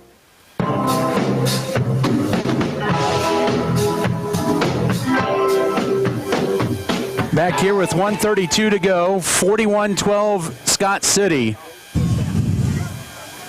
And Hugoden is going to hang on to win 35-33 over the Goodland Cowboys on the road. Wow. And a little bit of an upset there. That's going to knock Colby out of the playoffs. On 2nd down and 9, Irvin back to pass. Just going to step up, check that ball and run, and he does. Takes a shot as he gets run out of bounds that time. Meets up with Talon Work. Carried by number 10. No gain officially. 3rd and 10. That stops the clock with 1:18 to go. No, they kept it running. Oh, they did run. You're right. Excuse me.